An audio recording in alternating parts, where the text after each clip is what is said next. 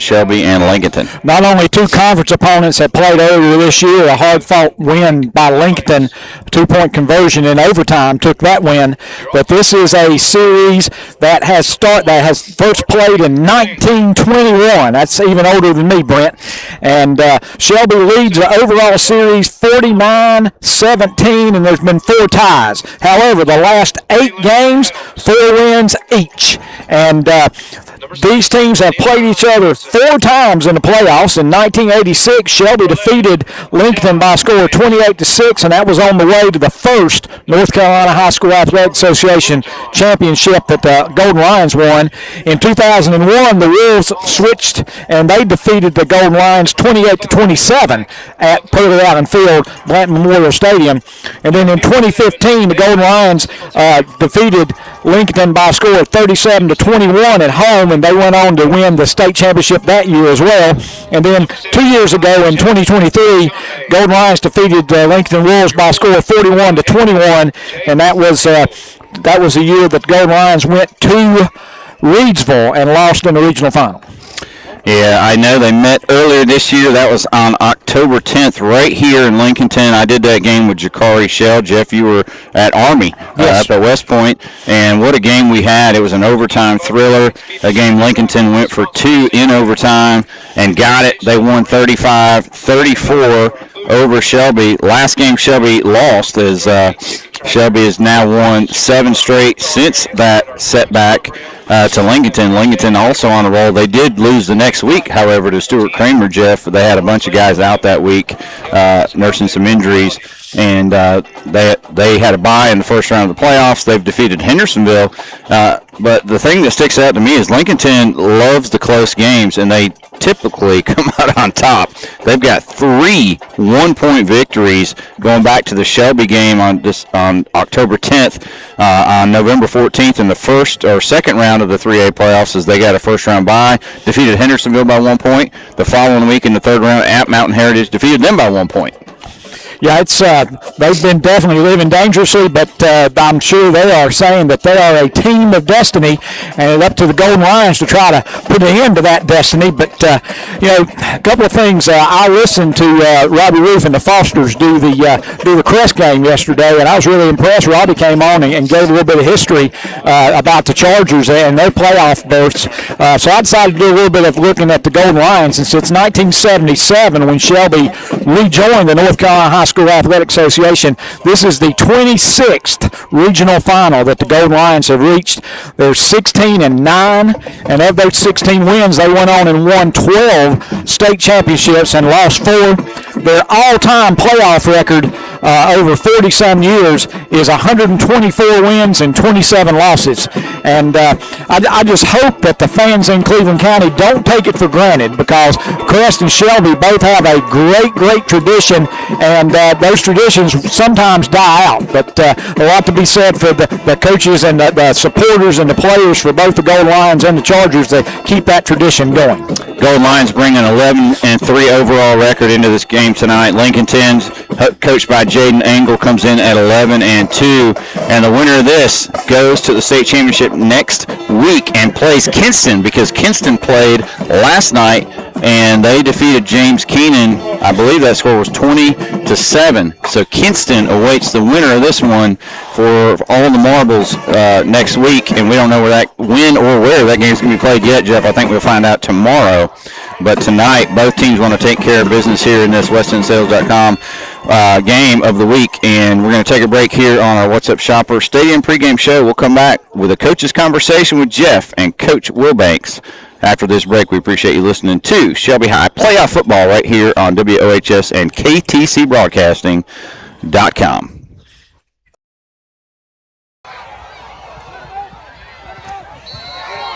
Some people say there are doers and there are dreamers. But what's wrong with a little dreaming, especially when it's shared? With hard work, little dreams grow into big ones. At Kubota, we know that your work never stops, and we're inspired by those who dream. But our equipment is built for dreamers and doers, like you. Kubota, built for those who do. Your Kubota dealer is Parker Farm Service, 126 Bessie Drive, Kings Mountain. Sure, there's great service department specials at Marburger Chevrolet in Shelby. But before we get into those, we got to talk about the great deals on the new 2026 Chevy Silverado 1500 trucks. Now get 2.9% APR financing for 72 months. Now back to the service. Saturday morning oil changes, $59.95. North Carolina inspections, $10 every day. Hey, pre-owned vehicles start at $9,900. Marburger Chevrolet, 200 West Dixon Boulevard in Shelby, your hometown dealer, locally owned and operated, online at marburgerchevy.net. Plumbing problems can drive you plumb crazy. Not anymore. Use your head. Call Olmsted to take care of your plumbing needs. Olmsted Plumbing has been serving this area since 1973. Hey, that's over 50 years. Plumbing problems can happen anytime, and anytime is not a good time. From slow toilets to leaky pipes to clogged drains, Olmsted Plumbing can do it all. Just call 828-245-7302 or visit the website at olmstedplumbing.com. Like we said, use your head. Call Olmsted. Olmsted Plumbing. You'll be glad you did. For nearly 50 years, the K family at Numbers Bookkeeping and Income Tax Service in Shelby have been taking care of your bookkeeping and income tax needs in Shelby, Cleveland County, and the surrounding area. They feature a staff of enrolled agents and experienced tax professionals. Make sure you get every advantage you deserve. That's Numbers Bookkeeping and Income Tax Service, 707 South Lafayette Street in Shelby. Give them a call at 704-484-2783. Online at numbersofshelby.com. They are there for you. The Drive into Fall event is underway at Marburger Chrysler Dodge Jeep Ram in Shelby, putting performance in your hands. Just announced, finance, and get 0% APR for 72 months or $7,750 retail cash allowance for the purchase of a brand new 2025 Dodge Charger Daytona. For details, see Marburger Chrysler Dodge Jeep Ram, 1310 East Dixon Boulevard in Shelby during the Drive into Fall event.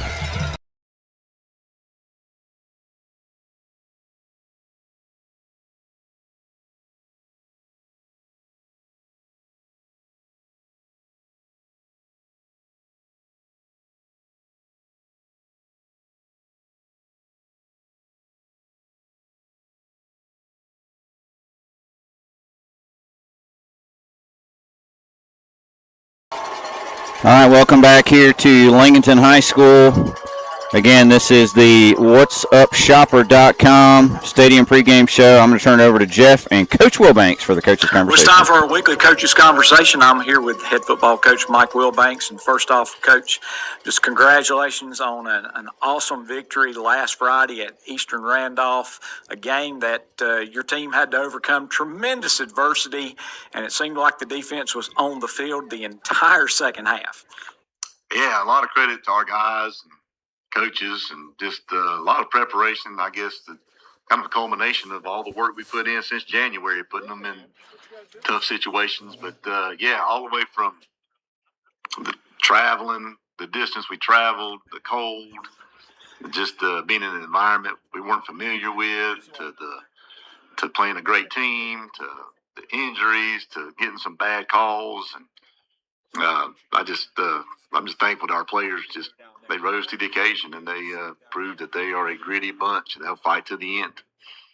Well, it doesn't get any easier this week. Now you get to play a team that you've already seen once this year, a conference opponent, the Lincolnton Wolves, and a team that you lost a tough overtime game to. They were able to make a 2-point conversion.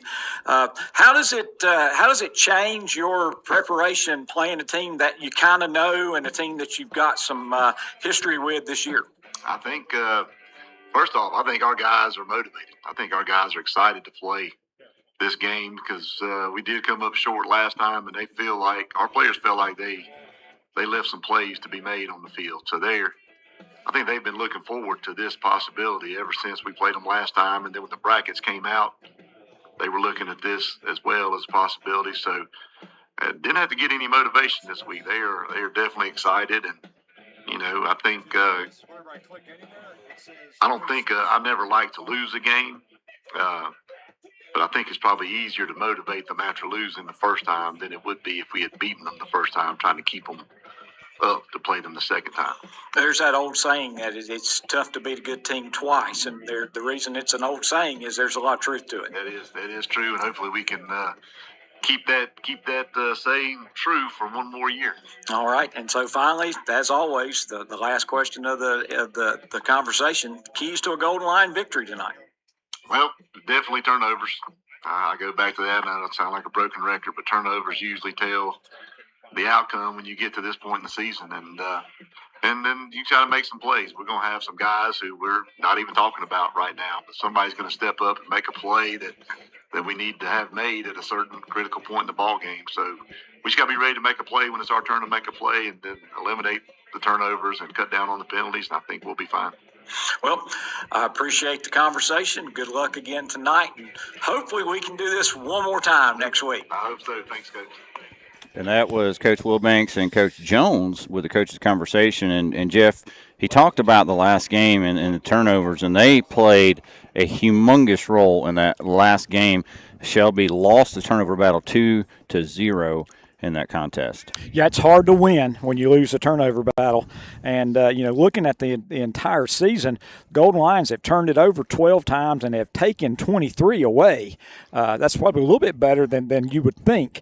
But the big thing is Golden Lions have scored 132 points off the turnovers that they've taken and only given up 48 points off turnovers. So the points off turnovers are huge, and that was not the situation. Shelby lost the points off turnovers and lost the turnover battle in that overtime loss earlier this year. Yeah, and the big play in that game was a really weird play. So Shelby was up at halftime. As we come out to start the second half, they kick off to Shelby. The ball bounces and rolls dead at the 1 yard line right in the corner. So it was about a foot from being out of bounds and about a foot and a half from being in the end zone. And Shelby returner had to pick it up and try to return it. And he got out to about the 10-yard line. And right when he got there, he did a spin move. And as he came out of the spin move, the ball's popped out. It bounced straight backwards, recovered by Lincolnton on the Shelby 1 yard line. The next play, Mayfield takes it in, and now it's a tie ball game just like that. Yeah, that's huge, and especially we've talked over and over again how important momentum is, and turnovers really feed the momentum, Brent. Absolutely. Another thing in that game, Shelby penalized 13 times for 102 yards, Lincolnton just 7 for 60, and so that's another key to the game tonight is to limit those penalties. Let's take another break here on the What'sUpShopper.com Stadium Pregame Show. We'll be back in a minute.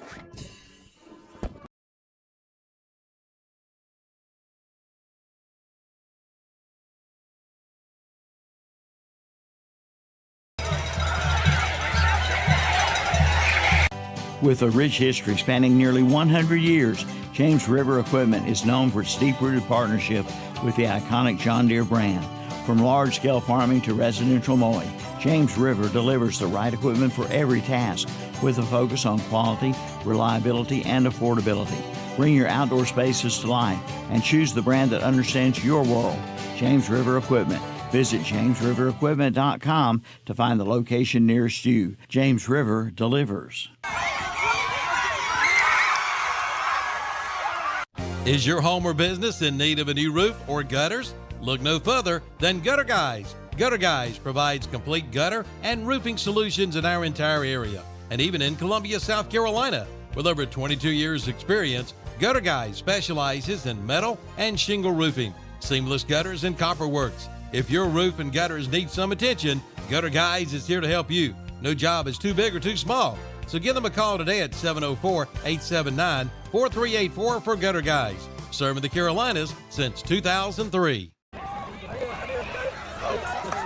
Don't wait till it's freezing cold outside. Now is the time to get your fireplace serviced by Future Energy Company in Shelby. Say you don't have a fireplace? Well, see Woody Pageant and Future Energy Company for all kinds of fireplaces and gas logs. And for those backyard cookouts, check out the Big Green Egg or Grills by Primo and the Broil Master Outdoor Kitchens. Future Energy Company. Served this area since 1983. 130 West Graham Street in Shelby. Online at futureenergyco.com. CF Moto is clicking all cylinders during their clearance sales event at Full Throttle Power Sports and More. Get financing as low as 0% and up to $1,500 cash back on CF Moto models. And check out the Suzuki DRZ 4S motorbike with financing at 4.99% for 36 months. And the Yamaha Let's Ride sales event is underway. Get 0% for 6 months for $3,000 customer cash back. Full Throttle Power Sports, 100 Indian Walking Law, online at ncfullthrottlepowersports.com.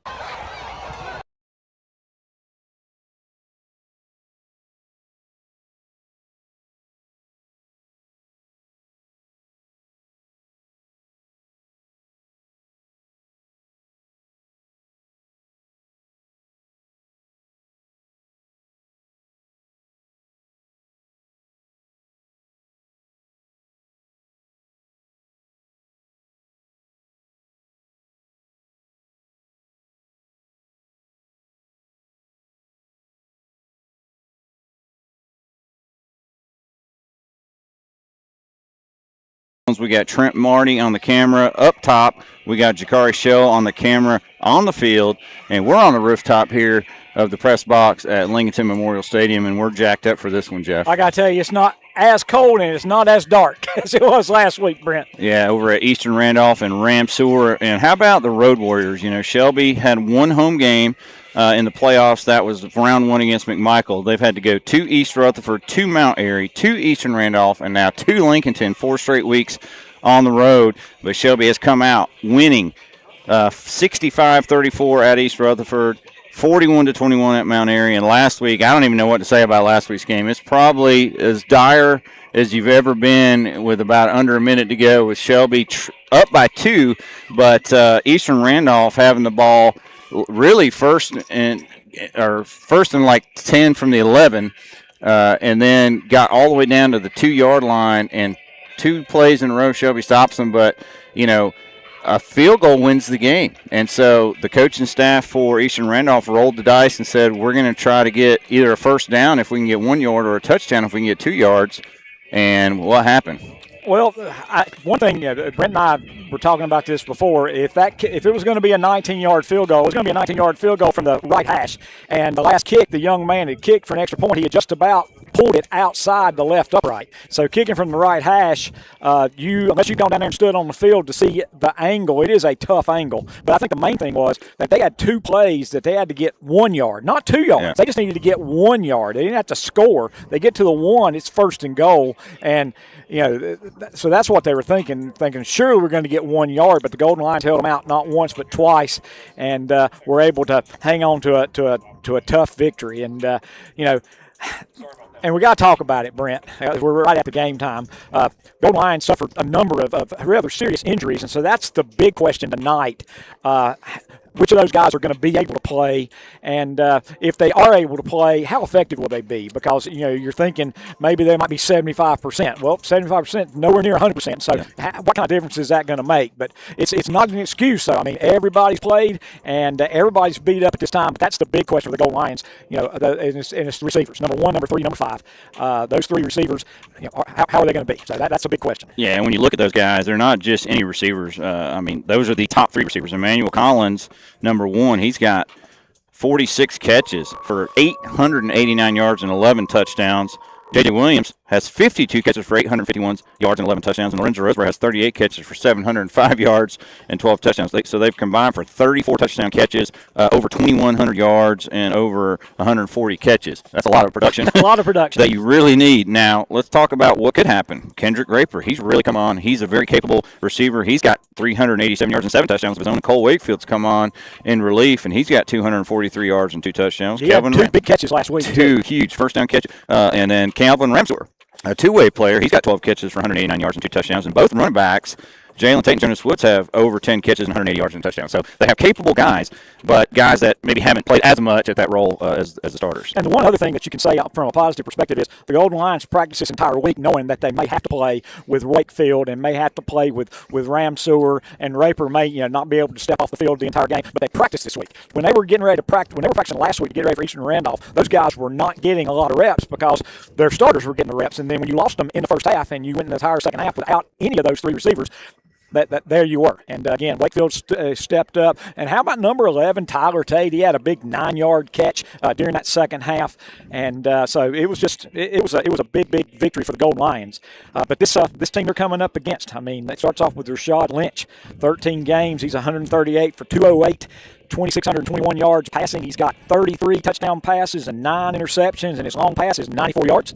But that's not where it ends. I mean, he's also the leading rusher. He's got 155 carries for 1,024 yards, averages 6.6 yards per carry, 73.8 per game, 9 touchdowns. And, Brent, I think you told me that he gave the Golden Lions fits when he'd go back to pass and get outside contain. Yeah, a mobile quarterback is a nightmare for an opposing defense because, if you rush him and he gets by you, they can pick up big yardage. If you let him roll around out there, you give him too much time, he's going to find somebody. And so, that you got to choose your poison, right? And, do you rush and put pressure and put yourself in a position where if he does evade the rush, he's going to get a big play? Or do you sit back and say, hey, I'm going to contain him and not let him beat us with his feet, but beat him with his arm? And I guess the jury's out on what we'll find out. Coach says going to do. We'll definitely find out. One of his favorite players, though, is his brother, R.J. Lynch. R.J. out of the backfield, second leading rusher, Jeff, and I think he's leading receiver as well. You got the stats for R.J. Yeah, R.J.'s got 52 receptions for 1,143 yards, 15 touchdowns, and he caught that 94-yard touchdown pass. He averages 22 yards per reception, so he's a big play receiver, and he's also, R.J.'s got 56 carries for 474 yards and 5 touchdowns. So the Lynches are really something that's kept the coaching staff awake at night, I believe. Yeah, and then the X factor. And so the first time these two teams met, both teams had a running back with 4 touchdown runs. Jalen Tate for Shelby had 4 touchdown runs, but number 3, J.J. Mayfield, who's a really featured linebacker, when they've got short yardage, when they got 3rd and 1, 3rd and 2, 4th and 1, he comes in. But also when they get inside the 5, they put him in the Wildcat and put a heavy package in. And you're talking about a 6', 220-something pound linebacker. In the last game, he had 4 short rushing touchdowns. He's got 13 on the year rushing touchdowns and 61 carries. So it's almost impossible to stop them when they get in short yardage and down to go. Yeah, it's tough sledding. And so, of course, the best thing is try to keep them out of short yardage situations. But, we can talk about that till the cows come home. That's going to be difficult to do. Brent, we've got the captains getting ready to meet out in the middle of the field. No doubt about it. One other guy that I'm not sure what to say about him. The first time Shelby played, Jarvis Littlejohn, number 24, was not in the game.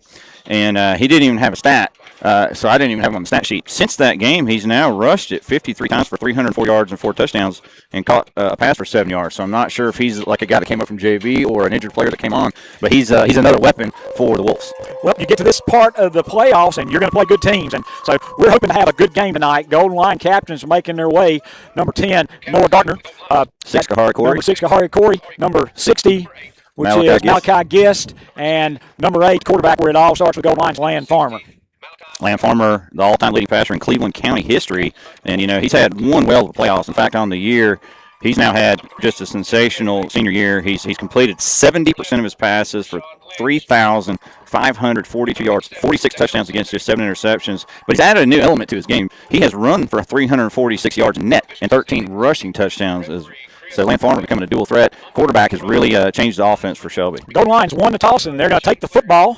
And we're just about ready to get this game underway, Brent. Yep. And I hope everyone at home is able to follow along, and it's exciting. Yep, one more break on this whatsupshopper.com pregame show. We'll come back with our Parker Farm Service of Kings Mountain Player to Watch and the opening kickoff sponsored by Jam and Jay's Pizza. We'll do that after this final break on our pregame show. You're listening to Shelby High Playoff Football on KTC Broadcasting and right here on WOHS.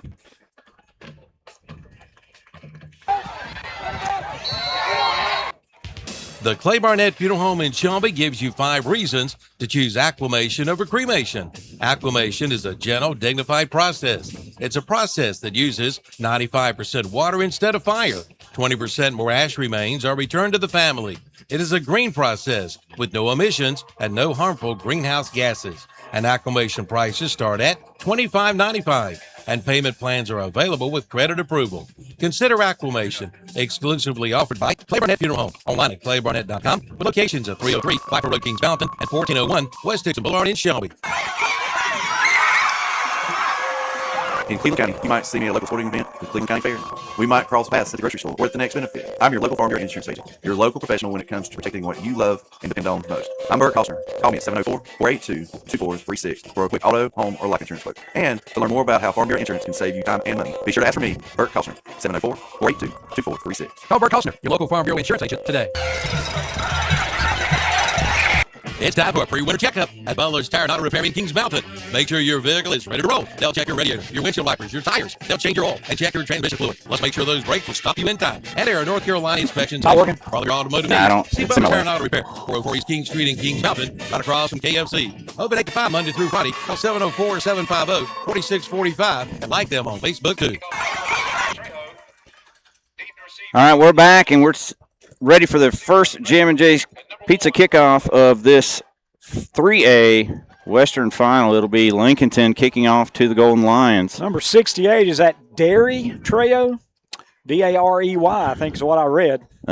68, yep, Trejo. So Trejo will kick off, and let's see who's back deep for the Golden Lions. I think it's Kendrick Raper.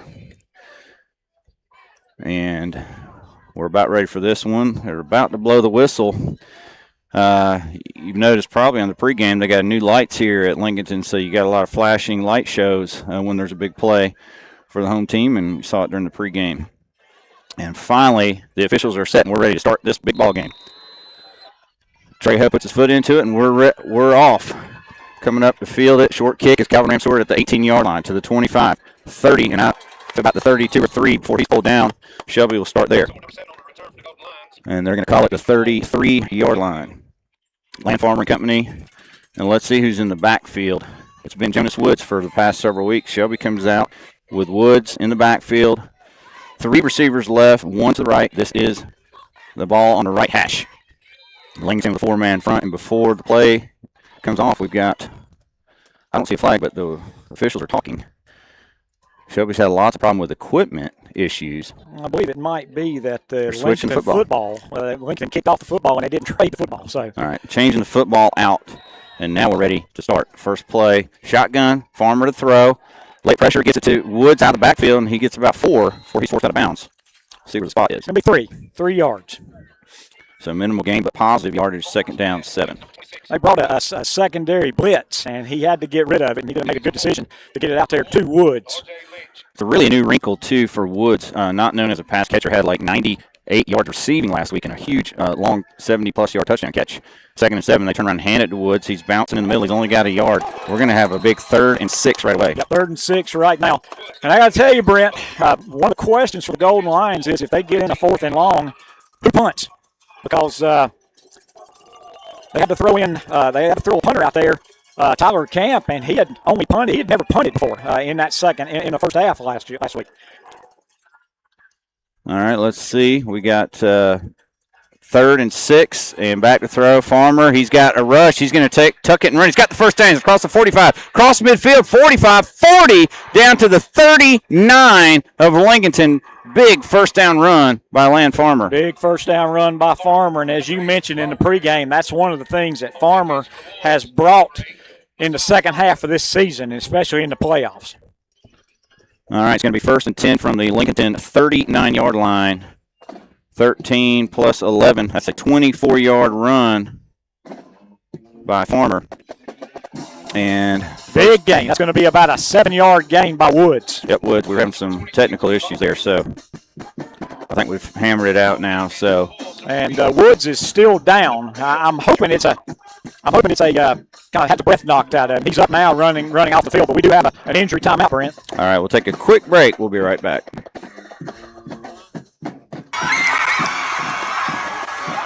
There's nothing like free service. Now that's hard to believe, unless you get free service from Shelby Heating and Air. Now for a limited time, get free service on same-day repairs, $200 or more from Shelby Heating and Air. Call for details at 704-487-7877. They're locally owned and operated and have been for 45 years with 24/7, 365 emergency service. That's Shelby Heating and Air, 1990 Eves Road in Shelby. Online at shelbyheating.com. Like them on Facebook too. All right, they came back from the injury a little faster than anticipated. Land Farmer runs for a first down, though, as he does the quarterback keeper. When Woods went out, he was replaced by number 13, Julius Brooks, and they faked the ball to Brooks, and then he kept it over the right. And then Farmer kept it over the right side for another big gain. 1st and 10, Golden Lions on just inside the 24-yard line of the Wolves. Yeah, it was an 8-yard pickup by Farmer, and now Shelby nearing the red zone here on their opening drive, and it'll be a pass play. Farmer can't find anybody. He gets out of the sack. He's going to roll right. Now he gets the pass away, but he throws it right to a Lincolnton player who just dropped it. Yeah, not sure what Farmer was looking at there, but my goodness, that could have been a bad turnover. Instead, incomplete pass and 2nd down. Looks like big number 26. He's back in now, Jonas Woods. He wanted to originally throw it out to Brooks, but Brooks was covered. And then when Land was able to get out of the sack, then he threw it, and I think he thought Brooks was going to continue running, and Brooks stopped, and so that was just about interception. 2nd down and 10. Farmer turns around and hands it off to Woods. He's he's to the 20. That's a 4-yard pickup. It's going to be 3rd and 6. Another big play now. This is the second time the Golden Lions have faced a 3rd and 6. Ball is on the 20-yard line on the right hash. As cold as it is tonight, I don't think Shelby would try much more than maybe a 27-yard field goal, Brent. I don't think you're anywhere close to field goal range. Yeah, I think the thought here is 2 plays to get 6 yards, and if we can't get it all here on 3rd and 6. 3 receivers stacked to the left, 1 to the right. Farmer throw, late pressure. He's going to step up, and again, he's going to take off and run. And again, he's going to get the first down. He's inside the 10 to the 8-yard line. It's going to be 1st gain of 12. And how about Farmer doing it with his legs here 3 times now, and every one of them has been a first down. Absolutely. 2 of them on 3rd and 6. We're down to 8:30 left in this first quarter. Golden Lions on the 8-yard line of Lincolnton. First and goal. And handoff. Nope, Farmer's going to keep it. The left side, he's going to get one or maybe two. Well, they're going to mark it. One side says a 7, the other side says a 6. It's going to be about a 6.5. Yep. Now they're going to just give him 1 yard.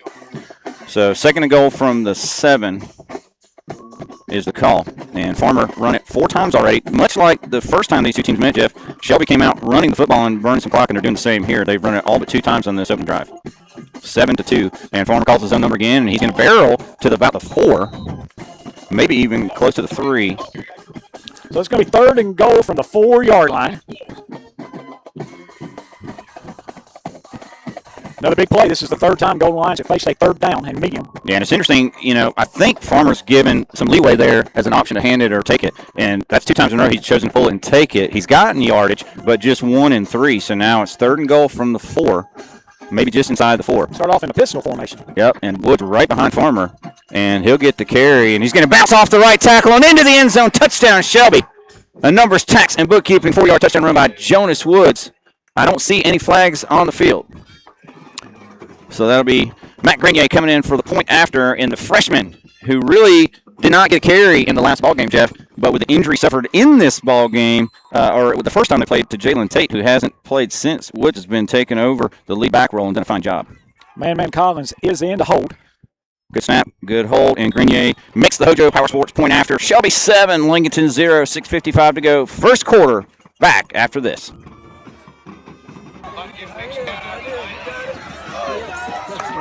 Only 30 minutes away is your best deal on a Chevrolet. Listen up, Cleveland County. Did you know you're only minutes away from Fred Caldwell Chevrolet in Clover? It's people you know, like Wayne Gregory. He's been putting Chevrolets in driveways for years, along with Greg Goode, who will help you with a payment that will suit your budget. They'll even come pick your car up in Cleveland County, take it to Fred Caldwell Chevrolet, and have it serviced and bring it right back to you. That's Fred Caldwell Chevrolet, Highway 55 in Clover. All right, we're back. Time now for Matt Grenier's Jam & J's Pizza Kickoff. Shelby goes 67 yards, took about 5 minutes off of the first quarter clock, and they get a numbers, tax, and bookkeeping 4-yard touchdown run from freshman Jonas Woods. And, Jeff, you got to give some props to the offensive line on that drive. They did a great job. Grenier's kickoff, deep one, about the best one we've seen in a while. It's in the end zone for the touchback. So Grenier says, hey, I'm going to put some foot into this one. Lincolnton will start from their 20. I mean, that was a situation where Lincoln thought he was going to kick it to the sideline. So they had one of the guys way over there next to the sideline, and they had the other guy that was back on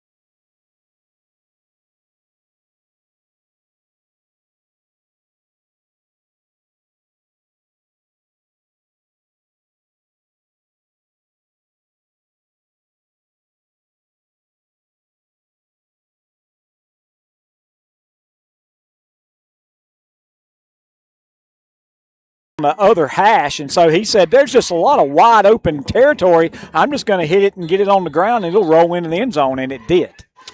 Quarterback Rashad Lynch has 2 running backs, 1 an H-back, and then I think that's 24 Littlejohn, and he gets the carry on the right side. Nice plug by Tyson Williams. It's going to be a gain of about 3 behind the stick, 2nd down and 13 after the 5-yard penalty. Ball on the right hash, and now Jeff, 3 receivers left in a 2 tight end set, and they're going to roll left with Lynch, and he's got good blocking, and he's under pressure. Flags him down. Penalty. Man, Notre Dame made a great tackle back at the 30, and that's still going to be third. It's going to be 3rd and 13 if they decline the penalty. Yeah, if it's on Lincolnton, and we just assume it's on Lincolnton where it was thrown, a couple yards behind the line of scrimmage.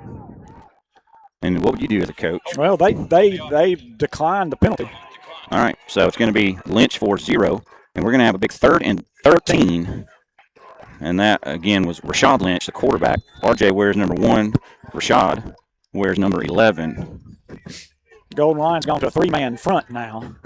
3 receivers wide to the right, and he's got time to throw. Again, Rush comes, he evades it, but he's not going to get away this time. Tackle out of bounds at the line of scrimmage, so no gain. He lost one. Yeah, you're right. He lost a yard, so that would be a sack, and I believe that was Noah Gardner. Noah Gardner was out there, but the sack was actually made by number 4. Hollifield. Landon Hollifield. 4th and 14 now for the Wolves. And they got the offense out there for now, which I don't understand on 4th and 14. Well, unless they didn't realize Shelby had declined the penalty and thought it was still 3rd, but there's something wrong with the down. It's a digital down, and it's staying on 3. Now they finally fix it. Now it says 4th down. But again, the Wolves have the offense out there, but this could be a situation where they drop the quarterback back and do a quick kick. Shelby still got a deep man. 4:57 to go in the first quarter, and it is 7-0 Shelby. Looks like it went to 4, then it went back to 3. They have to go get one of those old-fashioned ones that you flip, Brent. Yeah, technical difficulties all around. It's cold. It's really cold out here, and the IT equipment is not doing its job. But it should be 4th down, 14 for the Wolves. And again, they've got their offense out there. Shelby's got a man deep. Now they switch. Grooms goes into punt formation, but he's only about 7 yards deep. He's going to do a quick kick. It's going to bounce and take a Lincolnton bounce to the Shelby 45, all the way to the Shelby 37-yard line. So nice job by Grooms to get a pretty darn good punt away. 35-yard punt. And I hear the fans getting into it, but I'm not sure what's the cause of it. Great crowd, by the way, Jeff, on the Shelby side, which is all we can see. It's backed out, and there are people standing on the fence as well. So good to see the Shelby fans making the trip out here tonight. When a lot of teams elected to play Thursday, we ended up getting pretty good weather here Friday night. Farmer in the shotgun, 1st and 10 from the 37. Wood stays in the block. Now he goes out in the flat. They're going to throw it over the middle. It's dropped in and out of the hands of Emmanuel Collins. And that's the catch he normally makes. Again, he's a little bit banged up. It was a little bit high, too. Man. Not the tallest young man out there. Yep, Collins stands at about, 5'7" maybe?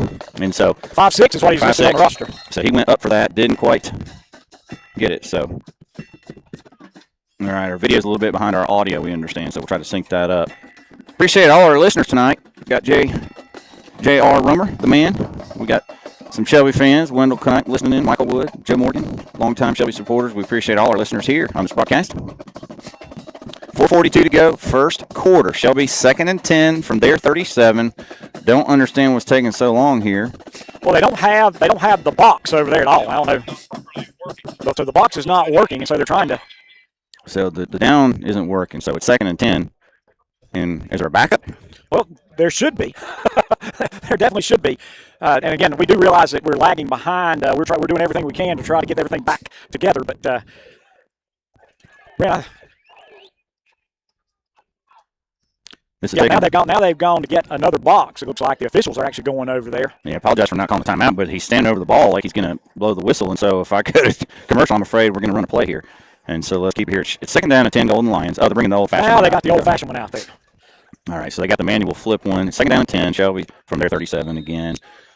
I'd like to congratulate the Crest Chargers from Cleveland County heading to the 5A state championship game next week. Big win over Hickory last night, 39-21.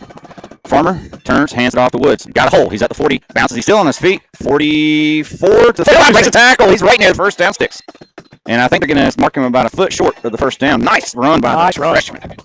There was a couple of times he looked like he might be down. Yeah, I thought he was going to be down at the 40, but he kept going. And they're going to move the sticks, Jeff. That's the first down. Yep, they're going to say he's about a foot short. So it's going to be 3rd and very, very short. We're down to 4:30. He did go out of bounds, so 4:30 left in this first quarter. Third and very short for the goal lines on their own 47-yard line. I expect this will be Shelby's version of the tush push, which is not really a tush push. It's just Land gets behind Dominic Woody, Landon Hollifield, and Grady Nodine, and uses his 230-pound frame. He does that, but this time he bounces to the outside, and he gets about 3 yards. Out to the 50-yard line. That's going to be another first down. That's a gutter guard of Kings Mountain first down, the 4th for the Golden Lions. So he gets 4 yards. And that's 4 first downs, all rushing, all by Farmer. Yes. 1st and 10 at the 50-yard line. Clock continues to run. It's at 4:03 of the first quarter. Golden Lions at midfield. 2 receivers right, 1 left. And they're going to hand it to the left side. Woods, he finds a hole. He's got about 6 or 7. He's going to get a holding penalty on that one. That's the trouble. When Shelby runs the outside zone, they get a lot of holding penalties when they run the outside zone. The flag's down at the 45, so this could help. Well, I think they originally threw it at the 48. It's going to be a holding penalty. So it'll be a 2-yard gain and then a 10-yard penalty. So first penalty on Shelby. It'll be first and about 18. 1st and 18 for the Golden Lions. And that's Shelby heating and air penalty. Yeah, moves it back to the 42-yard line of Shelby. So they had gotten to midfield and passed it with that run, but with the penalty, it backs it up behind midfield. Farmer's going to pass on 1st and long. He's going over top. He's got a man wide open. It's Kendrick Raper. Oh, my gosh. He can't hold on to it. He underthrew it just a little bit, and Raper had to stop and reach back for it. And it was like he caught it 3 times. He just couldn't ever bring it in. And you just hope that doesn't come back and burn you, because that's probably 6 points if that ball's thrown just a little bit further. Or if Raper had just stopped and caught it, he was trying to catch it and keep running, and it just didn't work. He, like you said, he kind of bobbled it 3 times and ended up not catching it. But somehow he got in no man's land. There was nobody within 10 yards of him on any direction. And most likely that's 6 points. Let's see if Shelby can come up with a big play after that one. 2nd and 18. And now just 1 out of 4 for Farmer, who's been electric in the playoffs so far. They rush, and they put the big rush on him. He's going to get rid of it, and it's going to be a diving catch. He's going to lose. It's going to gain about 3 or 4. And that's Collins, so they pick up a little bit, but still going to be 3rd and about 14. Big play for the Golden Lions. They're at their own 46-yard line. Well, you got to give it to Farmer, because he's probably looking at a 10-yard sack, ends up getting a 4-yard pass, and then Collins made a kind of a diving, sliding catch to get that 4 yards. Go back to that play, that 2nd down play. Let's get Raper by the defense again. 3 receivers left, 1 to the right, 2:51. Clock running. Shelby running that clock down pretty far. They're going to throw it out in the flat to Collins. He gets 1 block. He's at the 50, and he's going to be tackled at about the 47 of Lincolnton. It's going to be 7 yards shy of the 1st down. Now it's a question, because Golden Lions are looking at 4th and 7. They're trotting out a punt team, or the question is, who's going to punt? And it looks like Hollifield is back to punt. He hadn't punted in a long time. So if you were listening last week, T. Hollifield was injured about, 8 games into the season and couldn't punt for a few weeks. Lorenzo Rosenberg became the main punter. He got injured last week. They trotted out Tyler Kemp, who never punted and had to punt. Now T. Hollifield back there gets away. This is a high kick. It's going to bounce near the. It's going to go out of bounds. It's not going to be a long kick, but it wasn't blocked. 1 block, and it wasn't returned either. So you got to give credit to the Lincolnton defense. They got it was really the Shelby holding penalty that killed that drive, because they got enough yards for the 1st down without the penalty. It was a 17-yard punt by Hollifield. Lincolnton will take over on their 30-yard line.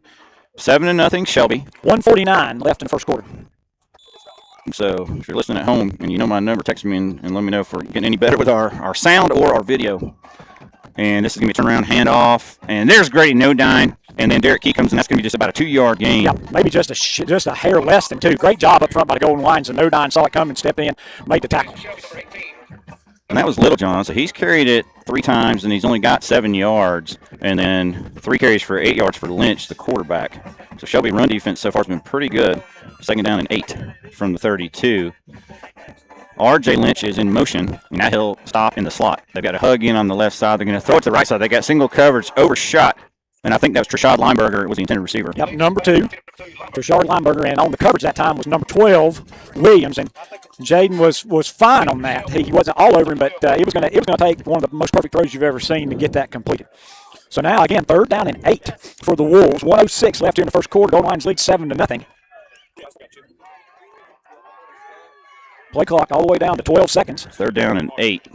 Again, empty backfield. And Lynch is going to run on a design run, and he's going to bounce to the outside, and there's nobody there for Shelby. He breaks 2 tackles and gets the 1st down all the way out to the 45. And, wow, Shelby's got to do a little bit better job of wrapping him up when they got him. Cause he is pretty electric.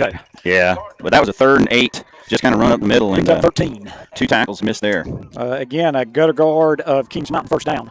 Wolves have the ball on their own 45-yard line now. 7-0 Brevard leads Maiden. And I believe the winner of that gets Reidsville, who won last night. from the Eastern, or from the Eastern. And now Lynch is going to throw. Got a lot of time, and he underthrows by a long shot. His brother, R.J. Lynch. It's an absolute shame that Julius Brooks kind of lost the man and had to run toward him, because Brooks had a better chance of catching that, but he had his back to the ball when it was thrown. Yep, that was good protection up front for Lynch. Great protection, yeah. And I think it's because Shelby dropped 7, and like you said, better chance for Shelby to pick that than for Lincolnton to make that catch. But it's 2nd down and 10, and it's hard on a mobile quarterback. I get it. And so handoff to Little John, and boy, First time he's got any yardage, he's going to get 6. And he ran right by T. Hollifield, who was getting blocked. Now, I don't know that T saw him. Yeah.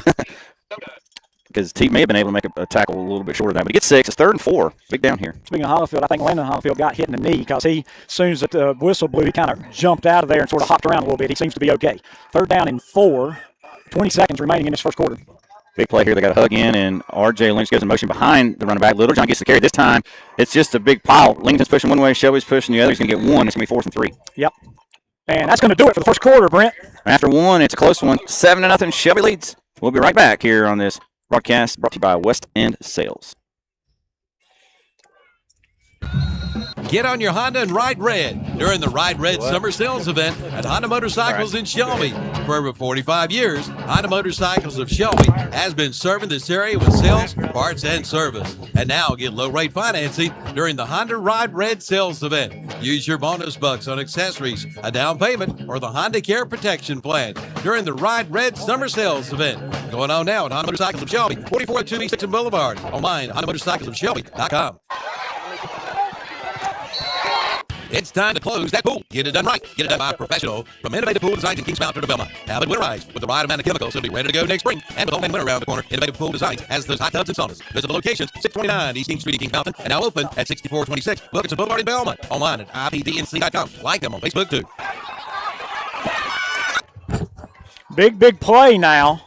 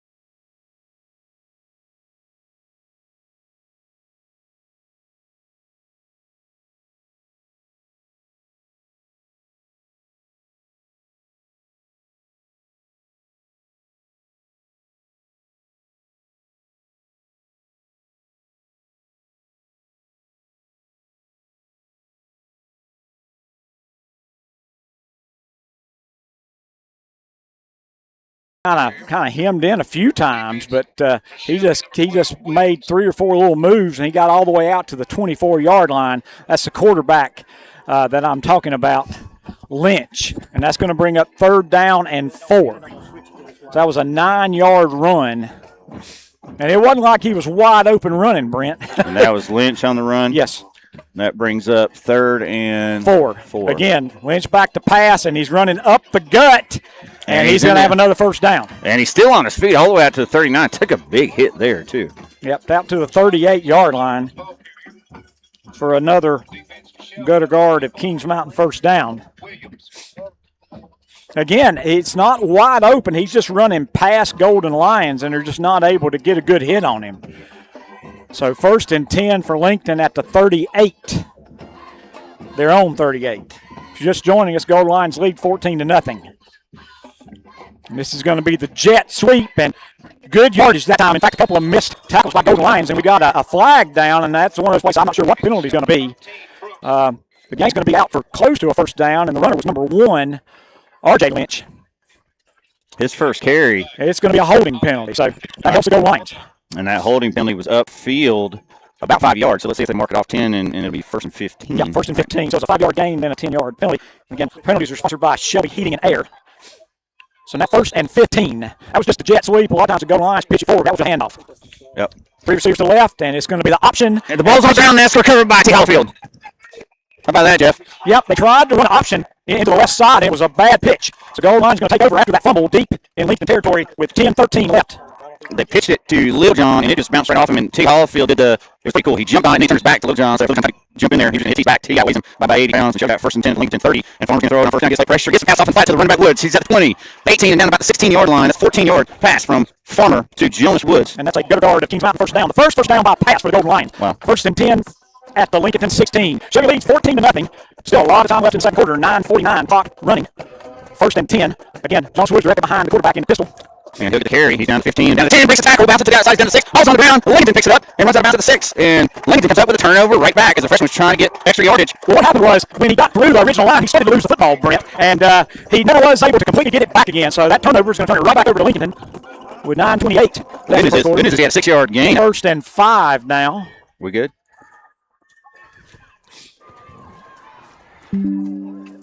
All right, we're trying to get us caught back up. So so there's a penalty on Shelby. 1st and 5.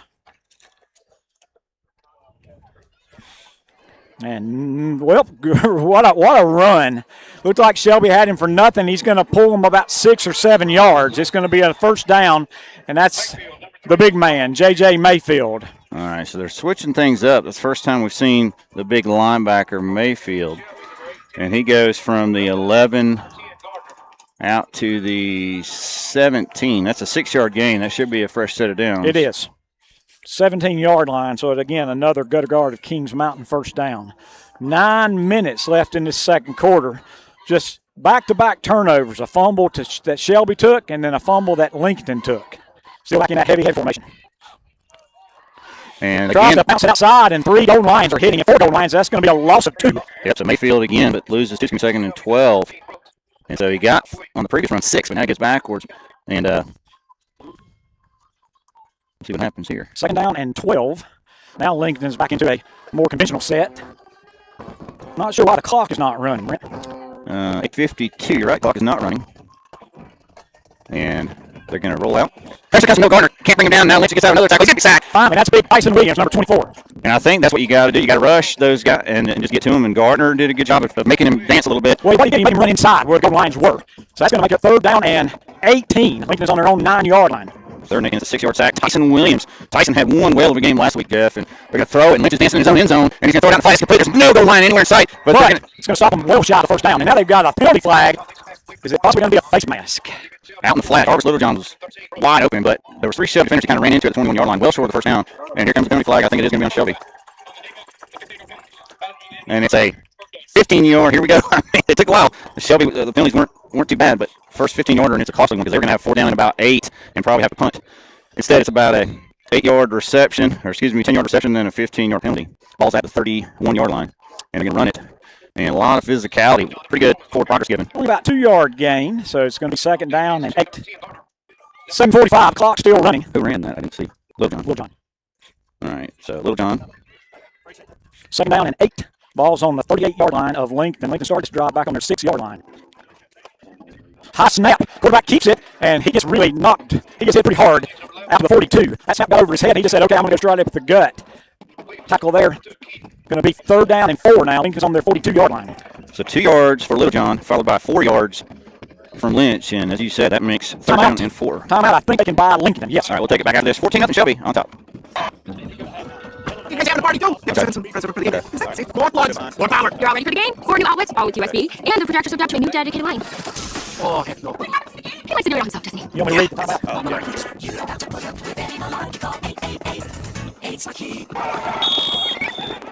Who's the full-service insurance agency that can process all types of insurance? The answer, Maxwell B. Hamrick Insurance Agency. They represent over 20 major insurance carriers, quality and top names like Auto Owner, Blue Cross Blue Shield, Liberty Mutual, and Travelers. Maxwell B. Hamrick, dedicated to its customers, just like they've been since the 1950s, and also dedicated to Cleveland County high school football. Offices in Shelby and Boiling Springs. Manager Bill Daves invites you by. All right, timeout. So we'll call that a American Restoration timeout. Yeah, American Restoration is our timeout sponsor, serving the community since 1971, including Shelby and Hickory, providing 24/7 service in 23 counties in North and South Carolina. Online and more details at amrest.com. And we do appreciate the sponsorship from American Restoration, our timeout sponsor. And so we just had back-to-back timeouts. Lincoln took timeout, and Lincoln came out. Shelby said, okay, let's take a timeout and talk about what they're in. So big play, 3rd down and 4. I'm reminded you told me Lincoln had like a 97-yard drive in the first game. They started way back on their 6-yard line. It's 3rd and 4, the big play here. You know, both teams with a big turnover force, but, you know, you got to give Lincoln credit forcing that fumble after turning it over and not allowing Shelby to get up by 3 scores. Again, empty set. And Lynch is going to take his time. Now he'll do it. Rush from the outside and from the inside. He's going to be sacked. No, he gets out of it at the 30. And now he's got some running room, and he's being chased. He's going to throw it incomplete. I'll tell you what, he is exciting. I thought he had him sacked 5 different times, Brent. It's got to be so frustrating, you know, to try to tackle somebody like him. I mean, he was sacked by 2 different guys. And then he kind of did the Russell Wilson where he ran up and he faked the pass, and the defender jumped in the air, and he just ran by him. Luckily, another guy came up, and he forced a throw to Thompson. That was incomplete, and that's 4th down and 4 from their own 42. And they're going to go for it. Decision time. They're down 14. Offense is out there. Now, last time they switched and Grooms went into punt formation. And let's see if they do that now. And now they do. They put Grooms back. Shelby's not got anybody back, and Grooms is going to roll as far as it can until it stops, and it's going to bounce inside the 20. Good move. All the way down to about the 15-yard line.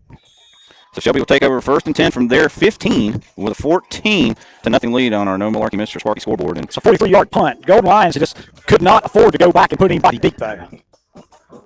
No doubt about it. So, Gold Lions flipped the field, though, didn't they? They flipped the field. Shelby's had the one big play for either team. That was a 53-yard touchdown pass to Man Collins. We got our technical support group here, Brian Branch and Trent Marty, doing everything they can to get us caught and in sync. And we'll try to do that during the next timeout, but we don't want you to miss any action. Farmer's going to throw on 1st down. Late pressure. He's going to roll left. And he may have to tuck this and run, and he is. And he's going to get about 3. Nice job. Great shoestring tackle by number 44.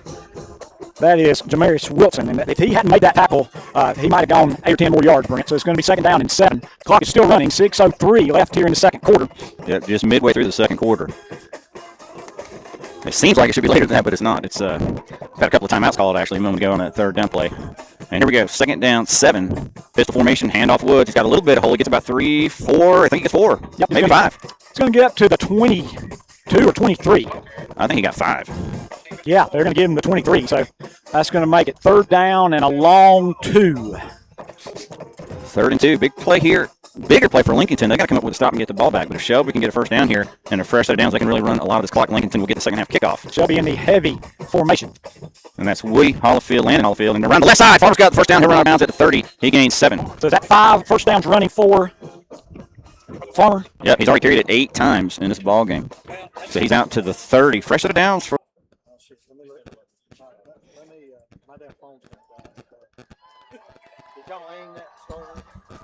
So he's on. Yeah. Well, it just picked up when I set it down. Okay. All right. Are we back on? So are they just on that telecast, not us now, or what? Like on OHS and everything? So we want to just try and see how it goes. Yeah, all right. I'm streaming, but I don't know what's.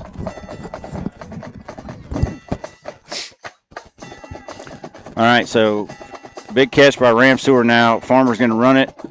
Oh, we're going to get a holding penalty. Boy, that flag came out. I don't know who he called it on because Number 5's just standing there by himself where they threw the flag, but they're going to call it. Did you see it? I didn't see it. What I don't like is the white hat threw it, and Farmer was 8 yards down the field when he threw it, and I didn't even see anybody but 5 standing there anywhere near where he threw the flag, and he didn't even have anybody to block. But it's a 10-yard penalty on the goal line. First and 20. It moves the ball back to the 38-yard line. So we had back-to-back big passes to Ramseur that put it first and 10, and now the 10-yard penalty makes it first and 20. We're down to 3:55 to go in the second half. Golden Lions lead 14-0. So that was a 25-yard pass to Ramseur, but now the ball off the hands of 11, Tyler Tate. Nope, that's number 10. That's 0, I believe. 0, Raper. So, boy, that was dangerous. Yeah, it bounced right off his hands and bounced up in the air. And just tough luck there. Yeah. I'm pretty sure that was Raper. 0. Okay. It was hard to tell if it was 0 or 11, but I'm going to take your word for it. Timeout called, and we'll take it here, too, back after this. Paid for by friends of Wayne King.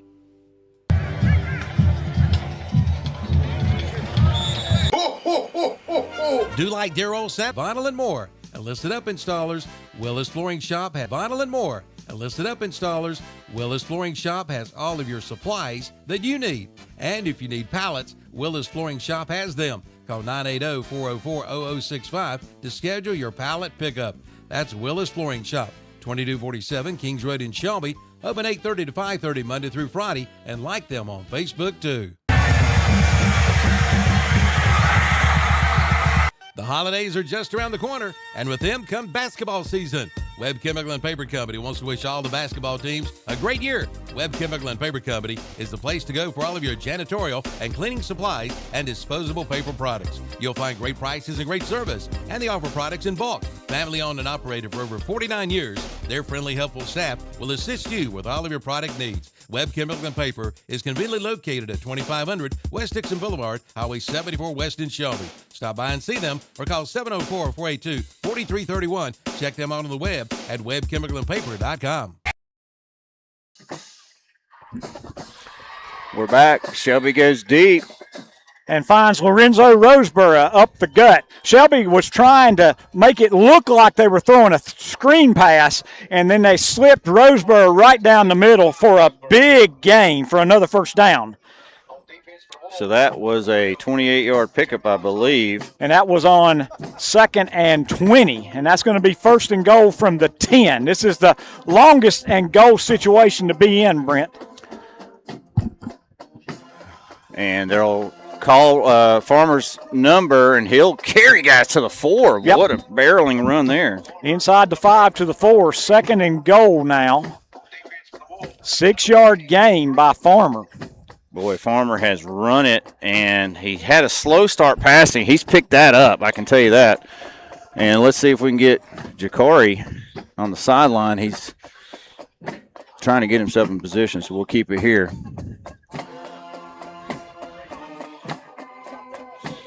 The heavy formation is in. Farmer in the gun. He's going to take it. He's not going to get anything. Well, he jumped, and when he jumped, he got hit on the 3. And when he's in the air, he can't run over anybody who's in the air, Brent. Well, I don't know why you want to jump from the 4. Yeah. You might want to jump from the 1. But it's third and goal from the 3. 2:20, clock running. Still in that heavy formation. And Farmer's going to take it again. Left side. Cut it. He trips. No, it was a nice tackle by 12. Nice tackle by 12, and that's going to be third and goal from the 3. Jeremiah Thompson got in there, and the Wolves again are bucking up here when they most need to. 4th and goal from 3. Shelby had 1st and goal from the 10, remember, just a moment ago. This drive started at the Shelby 15, Jeff, with over 6 minutes to go in the half. And here we go, 4th and goal from the 3. And now under center comes Farmer. Now he's going to back up. May Shelby call timeout. May Shelby trot out Matt Grenier. I'm not sure. Well, what Shelby did that time was they ran him up there to hopefully get Lincolnton to jump, and Lincolnton didn't. That was a good job by them. So that's a timeout. And let me just go ahead and tell you about our timeout sponsor, folks. We've been really, really fortunate the last few weeks that we've had a new timeout sponsor, and all our timeouts are sponsored by American Restoration. American Restoration is our timeout sponsor, serving the community since 1971, including Shelby and Hickory, providing 24/7 service in 23 counties in North and South Carolina. Online and more details at amrest.com. Appreciate that, Jeff. Let's see if we can sneak one more in.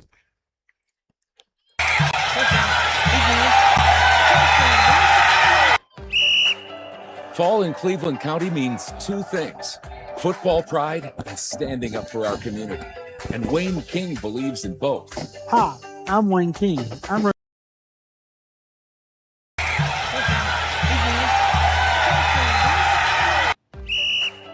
Fall in Cleveland County means two things: football pride and standing up for our community.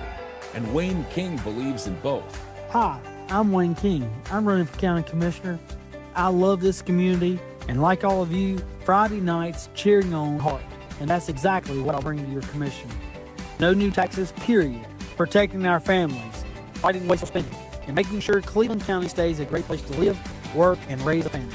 So this Friday night under the lights, let's cheer on Crest, let's cheer on Shelby, and let's support a commissioner who fights for all of us. I'm Wayne King. I would be honored to earn your vote for county commissioner. Paid for by friends of Wayne King.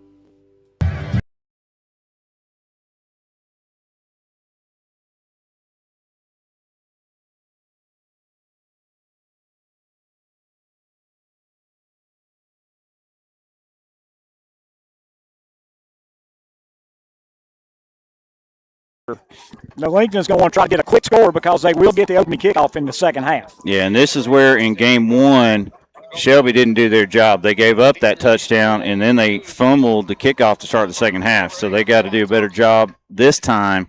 Kickoff, short one, taking out the 18, and pretty good coverage. Landon Hollifield makes the tackle at about the 34. Lincolnton will start there. Grenier, that was a Hojo Power Sports 21-yard field goal from the left hash. He's also got a couple of Hojo Power Sports point after touchdowns. Shelby leads 17-0, and Lincolnton at their 33 is where they spotted it. So I thought they got out maybe to the 34. Lynch, empty backfield. Here comes Noah Gardner from the outside. He's going to step right in. Here comes the spy, and they can't get to him. He's hit out of bounds. That's a big hit. Oh my goodness, he was in bounds when they hit him, Brent. Yeah, but it's on the Lincolnton sideline, and you know how that goes. Everybody starts going crazy, and there comes the flag. So it was a really brutal hit, but he was in bounds. 4-yard pickup for Lynch, but then here comes a 15-yard penalty, and so that's two 15-yarders on Shelby, one on each of these last drives, and neither of them, again, they're both just trying to play hard kind of penalties, but both have been costly. So 4-yard pickup. 10, Highway 18 North in Vale. Online at westinsales.com. Like them on Facebook, too.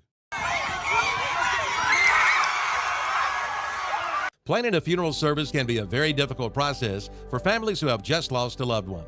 Celebrating lives and healing grieving hearts is the theme for the Stamey Tysinger Funeral Home and Cremation Center in Fallston. It's important to them to provide those who are grieving with a supportive environment in which they can begin to find closure, say goodbye, and come to terms with their loss. Find out more today. Visit them online at StameyTysingerFuneralHome.com or give them a call at 704-538-8631. The Stamey Tysinger Funeral Home and Cremation Center, 846 East Stagecoach Trail in Fallston. The Stamey Tysinger Funeral Home now offers water cremations. Don't wait. Get into SNR Auto Sales now for your best deal. Buy here, pay here at SNR Auto Sales in Shelby. On the lot now, you'll find a 2014 Volkswagen Jetta Sport Wagon for $11,995. Or how about a 2013 Ford F-150 truck for $19,995. And a 2010 Mazda CX-9 for $59,995. To see the complete inventory, go online at SNRAutoSales.com. See Susie or Richie today at SNR Auto Sales, 417 South Post Road in Shelby. Like them on Facebook, too. Since 1968, Putnam Distributors in Patterson Springs has been serving this area with a full line of automotive products, including oils, transmission fluids, antifreeze, filters, chemicals, parts, and supplies for all types of automobiles and trucks, with many brands to choose from. They sell to individuals or wholesale. Just visit the walk-in counter. Putnam Distributors, 1626 Peterson Drive off Highway 180 south of Shelby. Call 704-487-9395 or visit the website at PutnamDistributors.com. Putnam Distributors in Patterson Springs, offering quality automotive parts and supplies for over 50 years. Some people say there are doers, and there are dreamers. But what's wrong with a little dreaming, especially when it's shared? With hard work, little dreams grow into big ones. At Kubota, we know that your work never stops, and we're inspired by those who dream. But our equipment is built for dreamers and doers, like you. Kubota, built for those who do. Your Kubota dealer is Parker Farm Service, 126 Bessie Drive, Kings Mountain. Sure, there's great service department specials at Marburger Chevrolet in Shelby. But before we get into those, we got to talk about the great deals on the new 2026 Chevy Silverado 1500 trucks. Now get 2.9% APR financing for 72 months. Now back to the service. Saturday morning oil changes, $59.95. North Carolina inspections, $10 every day. A pre-owned vehicle start at $9,900. Marburger Chevrolet, 200 West Dixon Boulevard in Shelby. Your hometown dealer, locally owned and operated. Online at marburgerchevy.net. Plumbing problems can drive you plumb crazy. Not anymore. Use your head. Call Olmsted to take care of your plumbing needs. Olmsted Plumbing has been serving this area since 1973. Hey, that's over 50 years. Plumbing problems can happen anytime, and anytime is not a good time. From slow toilets to leaky pipes to clogged drains, Olmsted Plumbing can do it all. Just call 828-245-7302 or visit the website at olmstedplumbing.com. Like we said, use your head. Call Olmsted. Olmsted Plumbing. You'll be glad you did. For nearly 50 years, the K family at Numbers Bookkeeping and Income Tax Service in Shelby have been taking care of your bookkeeping and income tax needs in Shelby, Cleveland County, and the surrounding area. They feature a staff of enrolled agents and experienced tax professionals. Make sure you get every advantage you deserve. That's Numbers Bookkeeping and Income Tax Service, 707 South Lafayette Street in Shelby. Give them a call at 704-484-2783. Online at numbersofshelby.com. They are there for you. The Drive in the Fall event is underway at Marburger Chrysler Dodge Jeep Ram in Shelby, putting $40 or more from Shelby Heating and Air. Call for details at 704-487-78 Heating and Air. 1990 Eves Road in Shelby. Online at shelbyheating.com.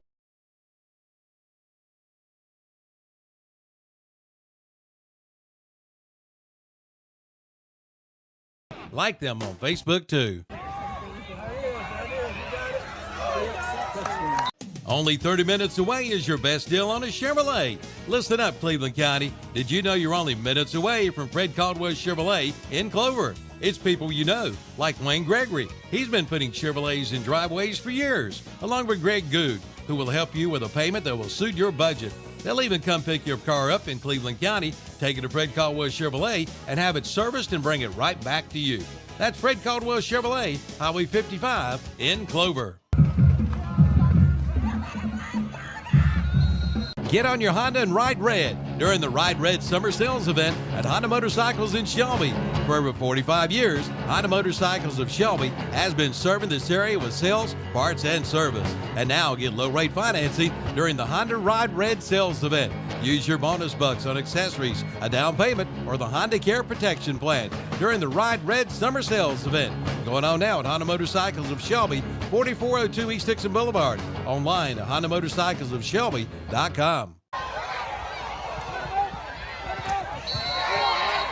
It's time to close that pool. Get it done right. Get it done by a professional from Innovative Pool Designs in Kings Mountain or Belmont. Have it winterized with the right amount of chemicals. 629 Dixon Boulevard.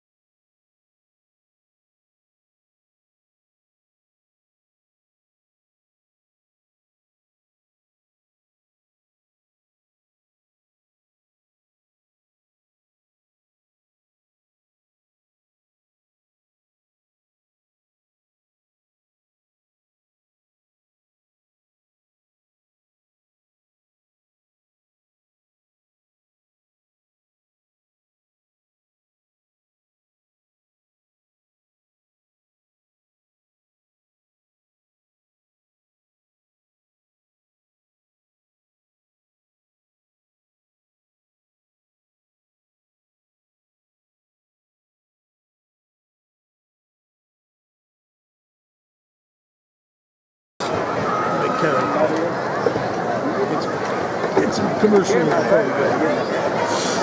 Woo.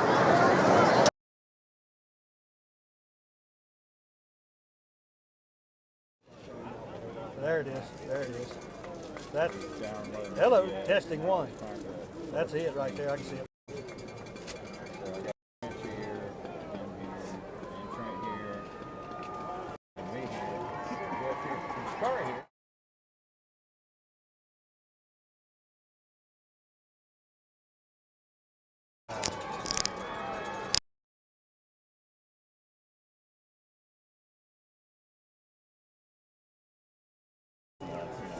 Hello. I can see it bouncing right there. Of course, you got audio now. It's not clean though. I'm getting that check. Hey, testing 1, 2, 3. You got it now? That's the one. Yeah, right. USB audio device. There we go. How about now? Testing 1, 2, 3. You got it? All right, we should have audio now.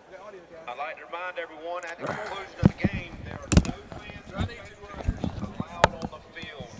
Please wait until after the trophy presentation and until law enforcement gives permission before approaching student athletes.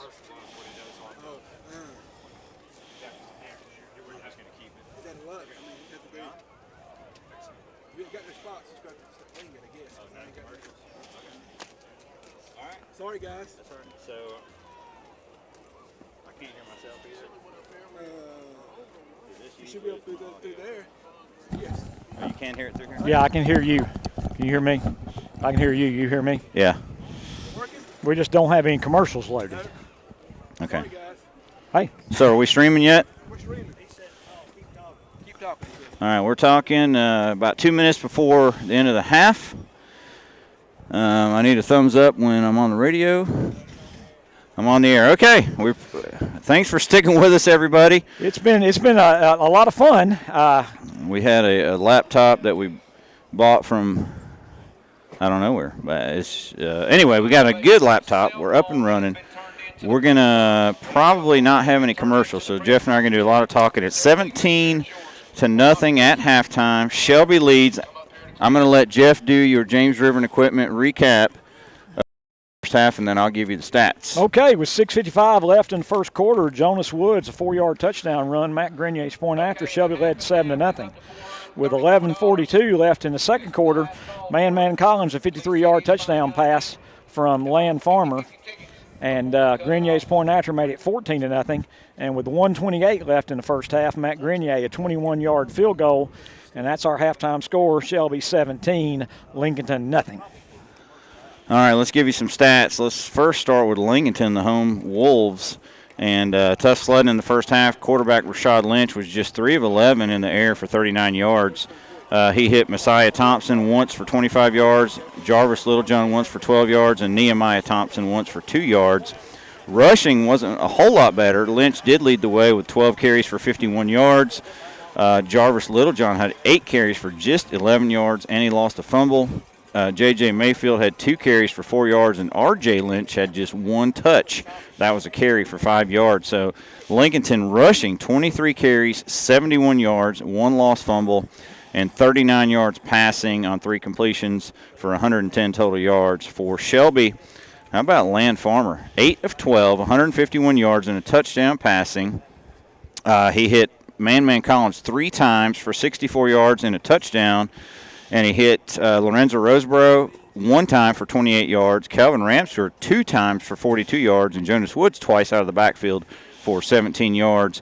Farmer on the ground ran it 11 times for 69 yards. Jonas Woods chimed in with 8 carries for 42 yards. He had a touchdown. He also lost a fumble.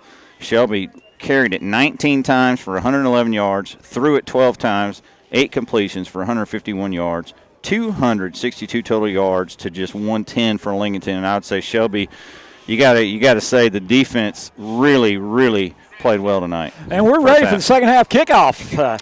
So again, it's a Jammin' Jay's Pizza kickoff. Matt Grenier, and you guys missed the end of the first half where the Golden Lions stopped the Wolves inside the 10-yard line. And this is a short kick that's been taken on the run, and it's going to be all the way out to about the 45-yard line. I believe that was number 1, R.J. Lynch, that went up and made a great running catch. He took it all the way up to the 44-yard line. So Lincolnton starts their first possession of the second half in pretty good field position, maybe their best starting field position of the night at their 44-yard line. Rashad Lynch and company down 3 scores, but get the ball first to start the second half. Winner of this takes on Kinston, who won the Eastern Regional last night 20-7 over James Keenan.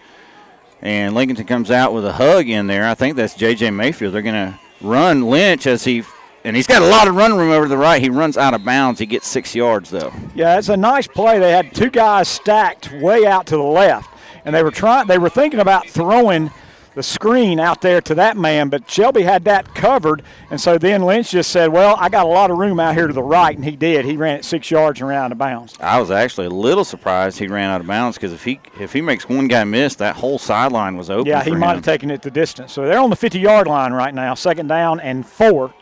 And again, they keep the J.J. And there comes Landon Holfield. Hits in the backfield, but Littlejohn gets out of it and gets the first down, picks up 5. That is the 9th gutter guard of Kings Mountain first down for the Wolves.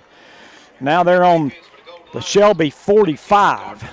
Yeah, if there's one complaint about Shelby, they have missed some tackles, but it's because the elusiveness of those Wolves backs. Yeah. But the good news is they pitched a shutout thus far. Handoff to Littlejohn right side. This time nobody misses a tackle. Landon Hollifield came in from the backside and made the tackle. He had help from 24 Tyson Williams, and that's going to be no gain for Littlejohn. The 2nd down and 10. If you're just joining us, and I hope we're back on the air and everybody can hear us, it's 17-0, Golden Lions lead. This is the first possession of the second half by Lincolnton. They picked up 1 gutter guard of Kings Mountain first down. It's 2nd and 10. Ball at the Shelby 45, and they're going to play action. They're going to go up top, and they got a man behind the defense. It's out of the reach. Just overthrows the intended receiver, which is number 2. And I don't know what I did with my roster. Kahari Corey was in coverage that time. There we go. And, again, that was that same post pattern that we really gave up some big plays last week to Eastern Randolph. But he just reached out and just wasn't able to get his fingertips on it. 3rd down and 10. That was Trashad Lineberger, the intended receiver, number 2. And in motion goes R.J. Lynch. He gets the handoff on the sweep. Nothing doing. No, he's still on his feet, but he only gets about 2, Jeff, so good call there. And it was number 0, Kendrick Raper, along with 10, Noah Gartner. So it's 3rd down and 8, and I just don't think they're going to punt.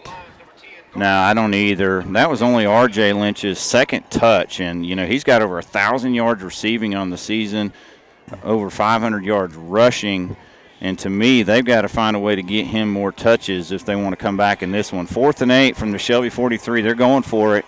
In motion goes Littlejohn out of the backfield. Here comes the corner blitz, Kendrick Raper. He can't get to him, and now they're chasing him in the backfield. Noah Gardner pushes him out of bounds. Oh, my goodness! And they're going to call a late hit when he was in bounds, and Noah Gardner pushed him out of bounds. Unbelievable. And if I'm sorry. He pushed him out of bounds.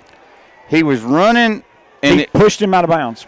And that's the 2nd late hit they've called on a guy that's broken about 17 tackles in the backfield. This one, my goodness. He pushed him out of bounds. Well, you're watching on the air. We've got this on live video. That was a terrible, terrible call if you're watching online. He was not out of bounds. And I don't know if I'm coach. Wait a minute. It's a dead ball foul, so Shelby's going to have the first down. Oh, my goodness. It's a dead ball foul, so Shelby is going to have the first down. Because it was 4th down and 8. It's still just it's a crazy call. It's a crazy call. You're watching it on TV. We got this on live video. He's running. It's 4th down. He can't go. He runs towards the sideline. Noah Gardner pushes him out of bounds, and he gets called for a late hit. But Shelby takes over at their 33-yard line, so I can't be too upset about it. Golden Lions with the possession and a 17-0 lead on your No Malarkey Mr. Sparky scoreboard. And Farmer's going to throw on first down. A lot of time, gets it complete. That's Collins, and Collins is out to the 44. That's a gutter guard first down. Again, that 15-yard penalty that backed up the goal lines on that particular play, that's a Shelby Heating and Air penalty. All right. 1st and 10 at the 44-yard line. New set of downs for Shelby. The clock's running. It's at 9:40 and counting. And turn around, handoff. Jonas Woods, big hole, left side. He gets the 50. He's hit the sideline. 40, 30, 25, 20, 15, 10, and inside the 10 all the way down to the 5-yard line. And a penalty all the way back at the 47-yard line of Lincolnton. Starting to feel a little bit like last week, Jeff. And we all know what happened last week if you're a Shelby Lions fan. All right, are they gonna mark it off from the wrong place? Yes.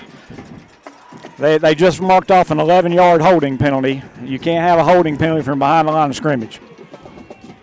But well, what they did is they gave him. I'm sorry. He got a lot of yardage. They gave him a 9-yard run, and then they called it a 10-yard penalty. So I stand. It's 1st and 11, but it negated a huge run. A 50-yard run, and now it's 1st and 11. And Farmer's going to throw it. It's a quick throw. He's got a man, Raper, open at the 40. He cuts back, 35-30, cuts it back inside. 20, 15, this is going to be a touchdown. Kendrick Raper, 56 yards. 57 yards. 57 yards, all right.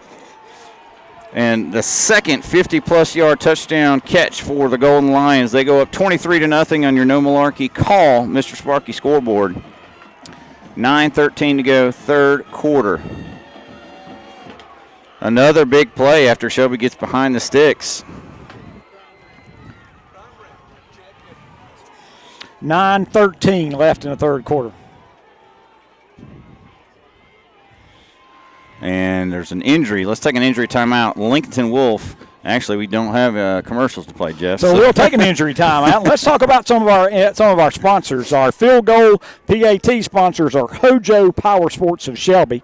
Our scoreboard sponsor, we hadn't mentioned our scoreboard sponsor tonight. That's our No Malarkey Mr. Sparky scoreboard sponsor of Cherryville.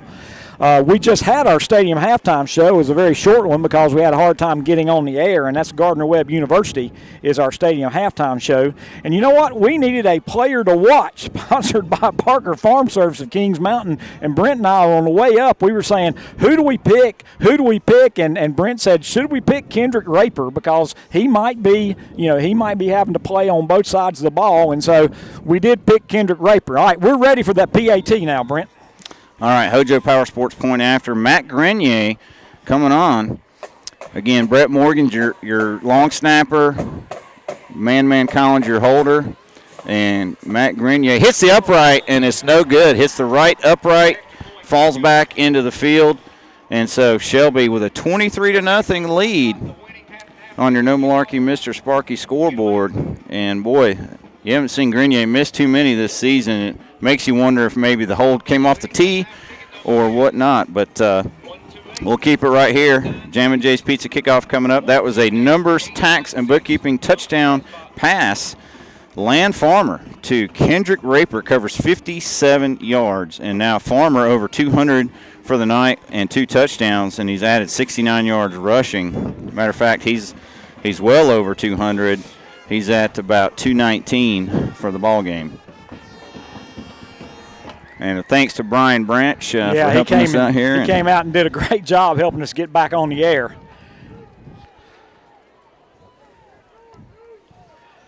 All right, we're ready for our Jam and Jay's Pizza Kickoff. 9:13 remaining here in the third quarter. Golden Lions lead 23-0. So Grenier's got it teed up. Jam and Jay's Pizza Kickoff. And again, short one, taking it about the 19. And good coverage. I want to get that number because that was a nice tackle on special teams. 29, Hezekiah Norris. Is there a flag then? Well, no. They hit. They hit Landon Hollifield after the play, and he went down, but the officials didn't see it. So it's going to be 1st and 10 for Lincoln on their own 28-yard line. All right, I also want to give a shout-out Chad Medford, who's right here next to me. Save the day, buddy, with your laptop. Lynch to throw, and T. Hollifield's going to gobble him up. And he's going to have no gain. It's going to be down at the line of scrimmage. 2nd down and 10. So no gain for Rashad Lynch.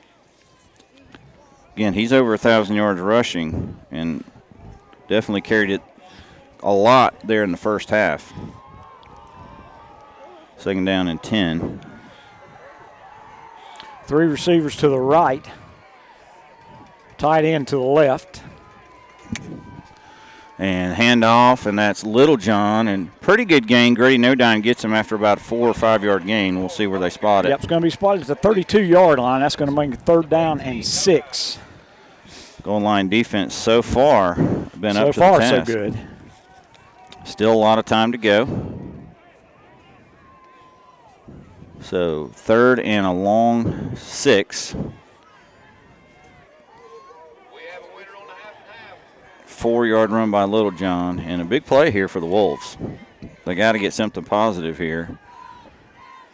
And they're going to throw it. They get complete, the big play. And it's complete out to the 45, maybe the 46-yard line. And finally, that's caught by Trishad Lineberger, and that's his first catch of the evening. But and that is a gutter guard of Kings Mountain, 1st down. So from the 32 to the 46, 14-yard reception. Fresh set of downs, and there's R.J. Lynch on the sweep, and he cuts it in, and Landon Hollifield grabs a hold of him for a short gain, maybe 2. Took him for a long time to actually get him down.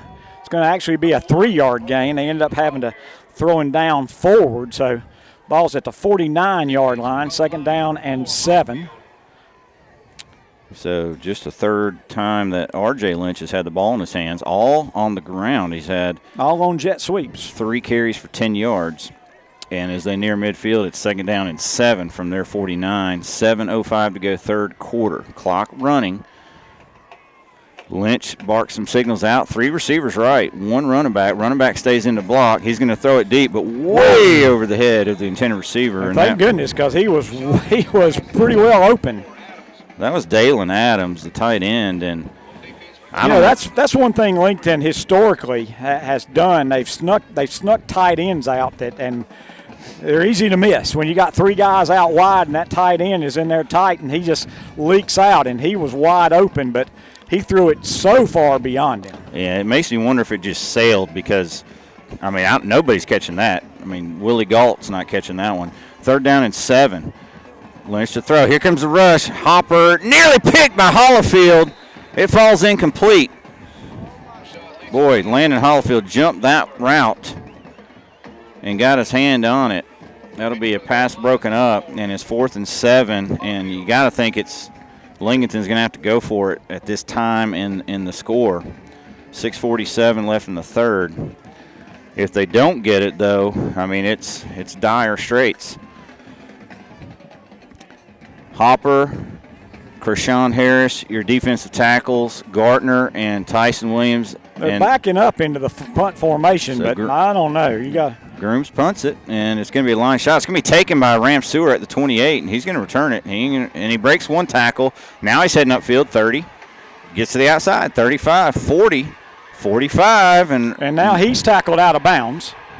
And you can hear the Shelby side wanting to know why that's not a 15-yard penalty. And they don't call it. So they've called 2 hits out of bounds on the Lincolnton sideline by Shelby. That one on the Shelby sideline, the Shelby fans want it. Too far away from me to really know if it was a late hit or not. The good news is Ram Stewart has a heck of a return out to about the 48-yard line. Yeah, all the way to the Shelby 48. And it looked like he was going to be tackled for about a -2 because he backed up and got hit, but he broke that, and now Shelby in excellent field position at their 48.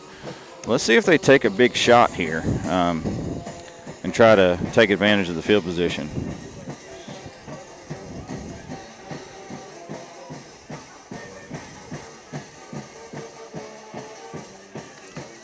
on the ground to Woods, and Woods is going to get about 6 yards.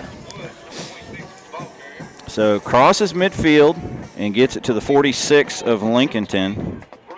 Second down, 4. And the Golden Lions taking their time, trying to run some clock here with the lead. They got a 3-score lead at 23-0.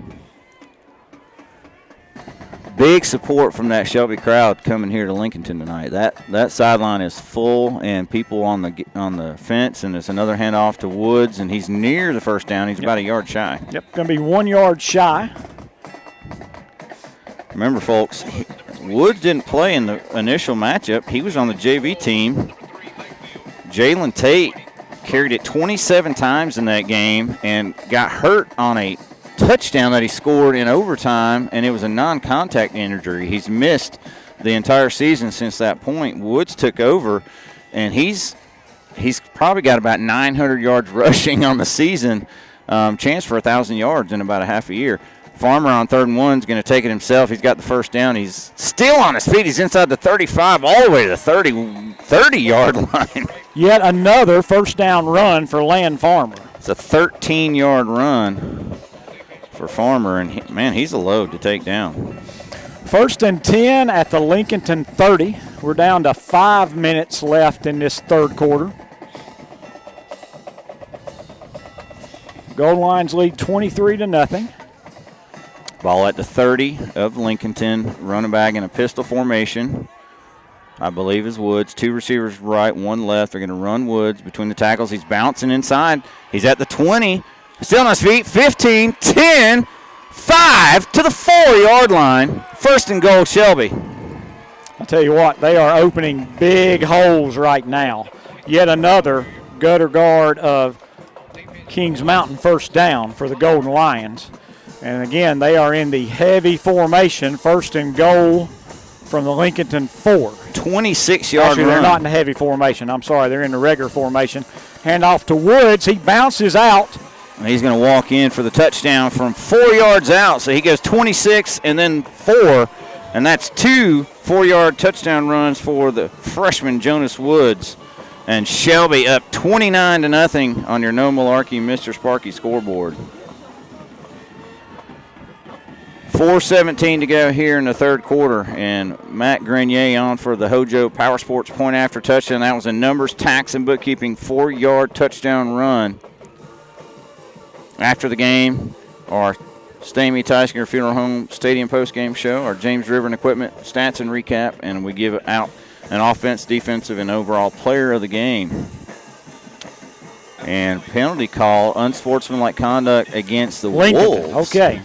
So now does Shelby go for 2? Shelby will take that on the kickoff. On the kickoff. So Grenier's going to, so it's Collins to hold, Morgan, our Shrine Bowl long snapper for the state of North Carolina. He'll do the snapping. And Grenier's line it up. Hojo Power Sports point after it. He nails it. And Shelby leads 30-0 on your No Malarkey Mr. Sparky scoreboard. And, Jeff, that was a great drive. Shelby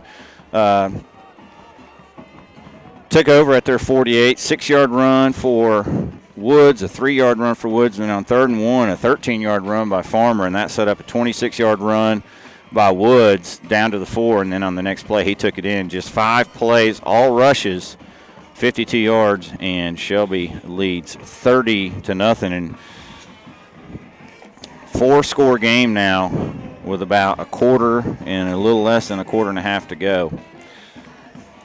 Now the key is make your tackle on the kickoff, no big plays.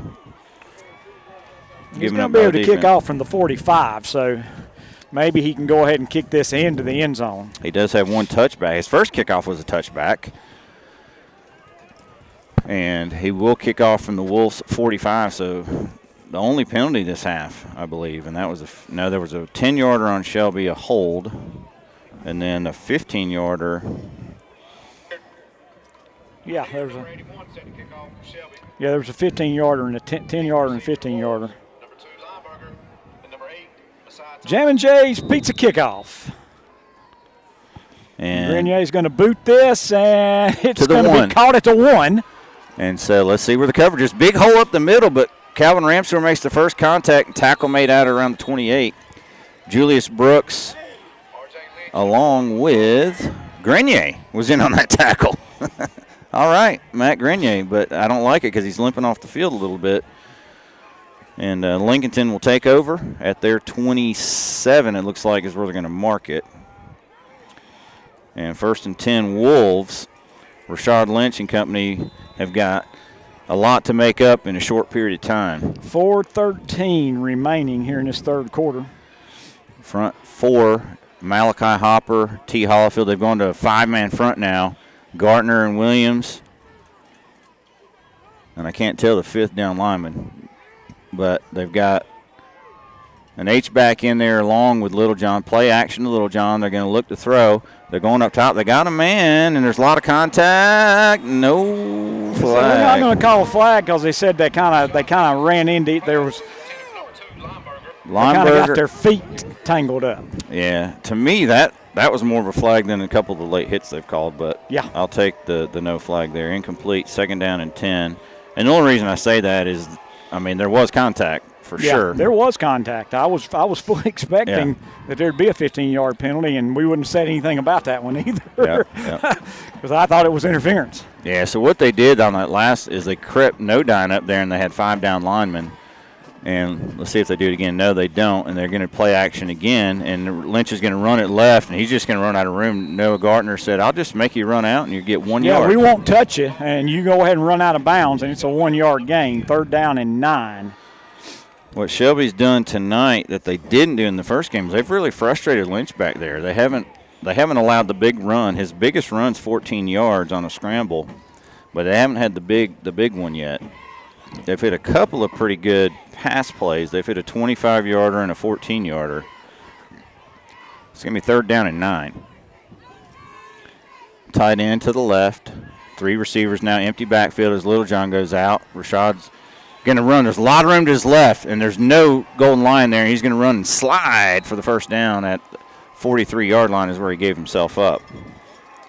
That's the first time they didn't really spy him, and they paid for it. Well, they tried to spy him, but the spy just wasn't able to keep up with him. So a 1st down run, again, nice run. I mean, he's a good athlete. Yeah. Shelby would have liked to have had a holding penalty called on the left side of the Lincolnton line, but.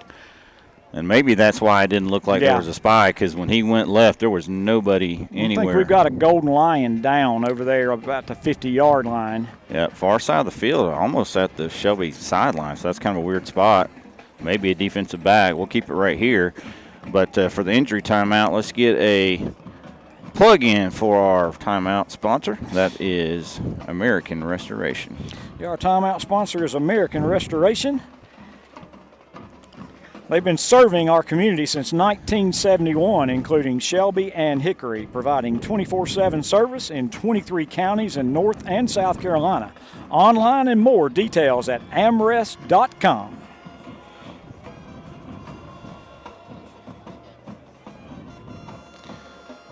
I can't tell who the injured goal line is just quite yet, but they're walking him off the field on his own.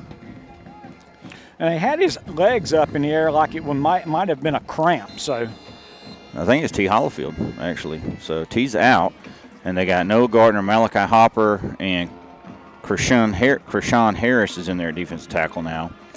It is first and 10 after that scramble. And another play action, and again, nowhere to go. And Lynch is going to be sacked by Malachi Hopper, number 55, and that's a big loss of 5. Yep, 5-yard loss. I felt like that time Lynch rushed it a little bit. He had more time. Yeah, he did. Than he thought, and he just kind of gave up and started running. And Hopper, to his credit, grabbed him and didn't let go finally. So 2nd down and 15. We're now into 2 minutes and 45 seconds left in this third quarter. Hopper's older brother Santana, all-conference player this year at Tulane, former Shelby High standout. 2nd down 15. They'll turn around and hand it to Jarvis Littlejohn, and he's got the lost yardage back. So it's going to be 3rd down and 10. And Littlejohn, it's funny, the last game it was all Lynch running it or Mayfield, and then an all Jalen Tate for Shelby. no Jarvis Littlejohn and no Jonas Woods played in that game, and they've been for respective leading ball carriers for each team. What I don't like, what I just saw, Jeff, I don't know if you saw it, is Malachi Hopper limped off the field. So on the consecutive, T. Hollifield goes out, and then Malachi Hopper goes out. But the good news is Hollifield's back in, and on 3rd and 10, Lynch is going to take off again. And again, he's going to have the no, he's not. Landon Hollifield gets him about 2 yards shy of the first down. So it's going to be 4th down and 2. It's like their only play right now is he goes back and just takes off running. He's run 17 times. Coach Hollifield is asking that they call a holding penalty. Well, that time is the first one that I really saw that wasn't called. And, last week's game there was a bunch that were just obvious that weren't called, but that was the first one I saw that they made. 4th and 2. And they're going to hand it off to Littlejohn. He jumps, and I don't think he got it. He didn't get it. He got 1, needed 2. And, again, he jumped. I don't understand why you jump. You need 2 yards, and you run up, and it wasn't even a good Herschel Walker leap. It was just kind of a little small hurdle, and he gets 1 yard, needed 2. Shelby takes over on downs with a 30-point lead. And they're going to have it on their own 48-yard line. 1:22 to go in the 3rd quarter. Shelby at their own 48-yard line. And let's see if they take to the ground. Last drive was all runs, 5 of them. And they're going to turn around and hand it to Jonas Woods. He's across midfield and a couple more. Let's give him 5.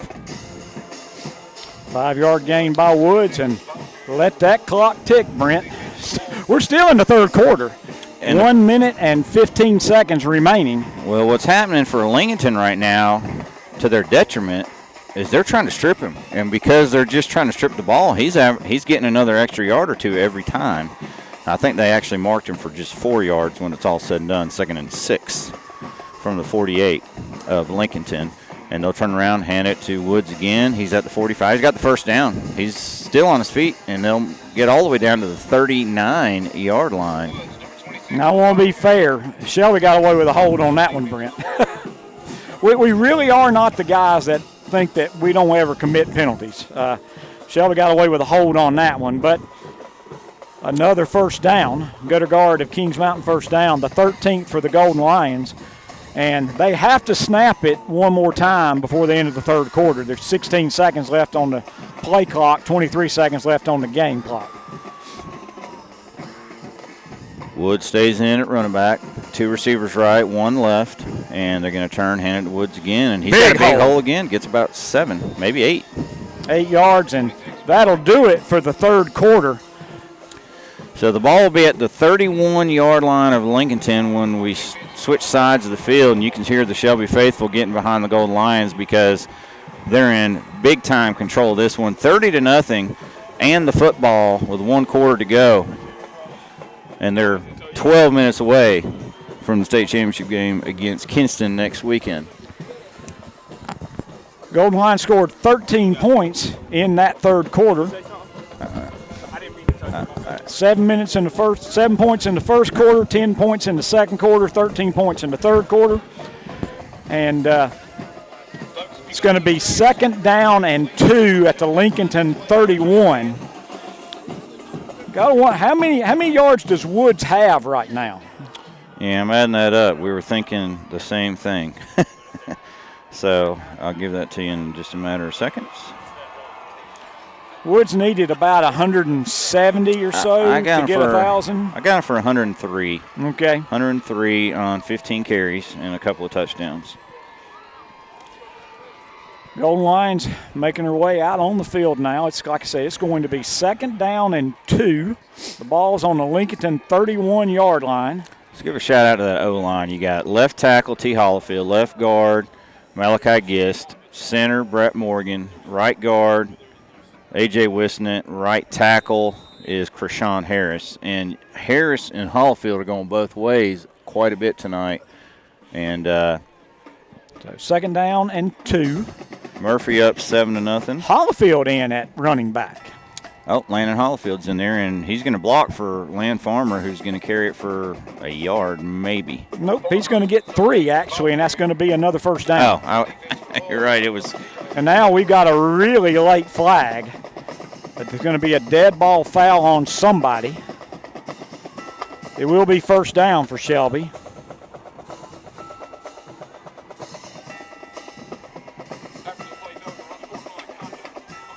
Going to be on Lincolnton. It's going to be half the distance to the goal, so it's going to go from the 28 down to the 14. So it's going to be a 14-yard penalty. Shelby has it 1st and 10 on the Lincolnton 14. And look who's at running back. Jalen Tate's in the running Jalen back. Tate. Haven't seen him since Shelby played Lincolnton the last time on October 10th. And he gets the carry, and he barrels forward inside the 10, and the ball's on the ground. And I think Lincoln just recovered it.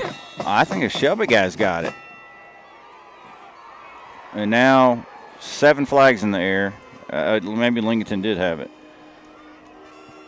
So Tate shows the rust as he gets his first carry in fumbles 2 months, and he lays it on the ground inside the 10 of Lincolnton. And then after the return, about three or four officials throw a flag. We'll sort this one out and figure out what's going on.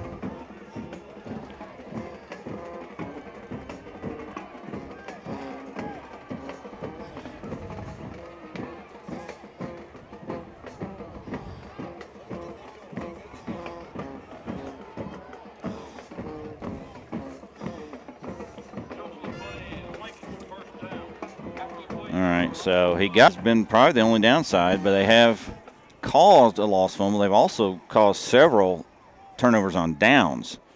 So Lincolnton will start at their own 4-yard line with 11:32 to go in the fourth quarter. First down and 10. They got 96 yards to go for a touchdown. They trail by 30-0 Shelby on the No Malarkey Mr. Sparky scoreboard. And in motion goes R.J. Lynch, and they're looking for him, and Rashad's going to take off again and run it. And again, he's going to run out of bounds at about the 8-yard line. Now up to the 13, actually. He's going to get a 9-yard gain. So I'm really impressed with him, and Shelby's done a really nice job with him, but really impressed with his ability. Yeah, my only criticism of him is I think sometimes he doesn't stay in there when there's no pressure and wait for the receivers to get open, and he takes off and runs. But when he runs, he's dynamic. There's no doubt about it. 2nd down and 1, he will turn around and hand it off, but the play's blown dead with flag before the snap. False start on the Wolves, and now a couple of unsportsmanlike conduct penalties and a false start against the Wolves have hurt them. But it's also that time of the game, Jeff, where this could be your last game of the year, and when you're looking up at that scoreboard, sometimes the emotions get the best of you. And they're going to turn around and hand it off to Little John, and he gets through. Does a spin move. And he's going to get a first down. He's going to be outside the 15. That's a nice run by Little John. And he's out to the 16. That's a gain of 8. Got 8 on 2nd and 6, so that's a fresh set of downs. He's carried it 14 times now in the game, so he's carried it 14. Lynch has carried it 18. R.J. Lynch 3 times and Mayfield twice, and they've thrown it 16 times, but they've only completed 4 out of 16. They'll turn around and hand it. This is a double pass, and this is up for grabs, but it's caught. It's caught by Lineberger. Shelby had him covered. It was just a good throw, and it's going to be about an 11, maybe a 12-yard gain for the first down. So and again, a gutter guard of Kings Mountain first down. Shelby didn't do anything wrong on that one. They had it covered perfectly, and so many times Shelby's not covered those trick plays very well, Brent, but they had that one covered perfectly. Yeah, he threw it short, and Lineberger just had position. There's nothing they could do except tackle him as soon as he caught it, which they did. 12-yard gain. That's the R.J. Lynch completion, and now handoff, I believe, to Little John, and he gets about 6. So he's had a good game, but might be a little bit too late. So Second down and 4, but they still have it way back on their own 34-yard line, and now there's 10:05 to go in the game. So 4 scores they're down by right now.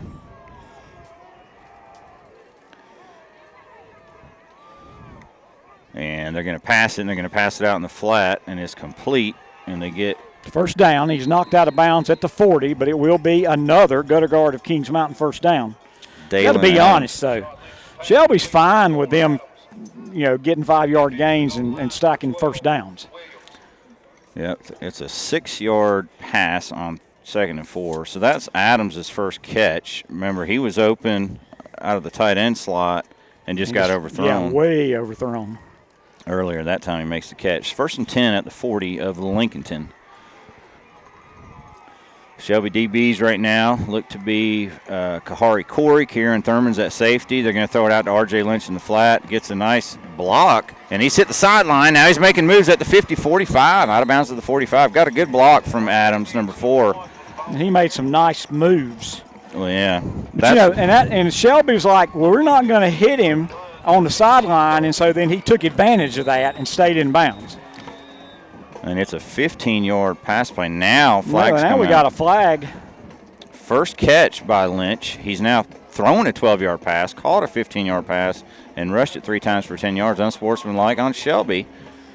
So there's another 15 yards from so that'll take it all the way down to the 30 of Shelby. So now Shelby helping the Wolves out with a 15-yarder. 1st and 10 from the goal line, 30. 9:16 to go.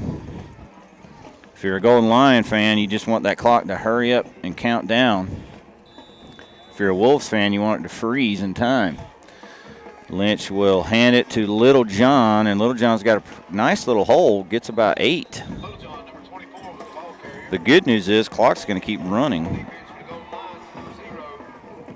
2nd and 2 at the Shelby 22-yard line. Little John with 16 carries now. Trent Marty on the camera done a fine job here tonight.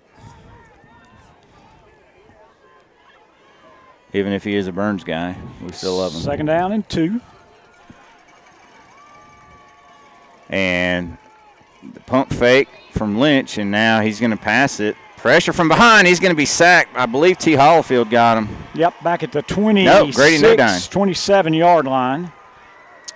26-yard line. Grady Nodine on the sack. And so it was 2nd and 2. Now it's going to be 3rd and 6. So loss of 4. They haven't sacked him many times. They've gotten to him a bunch of times, but he's not easy to take down. That is the He really showed time. He really showed some strength in his hands, because I thought they were going to knock the ball loose because he was coming from behind him, but he held on to it. Yeah, that's the kind when you get hit from behind, you're not expecting it, that you usually put it on the ground. He didn't. Now they're going to throw again, and again he's got pressure. He's just going to throw it away. Well, and I don't even know if there's no receiver anywhere in the world.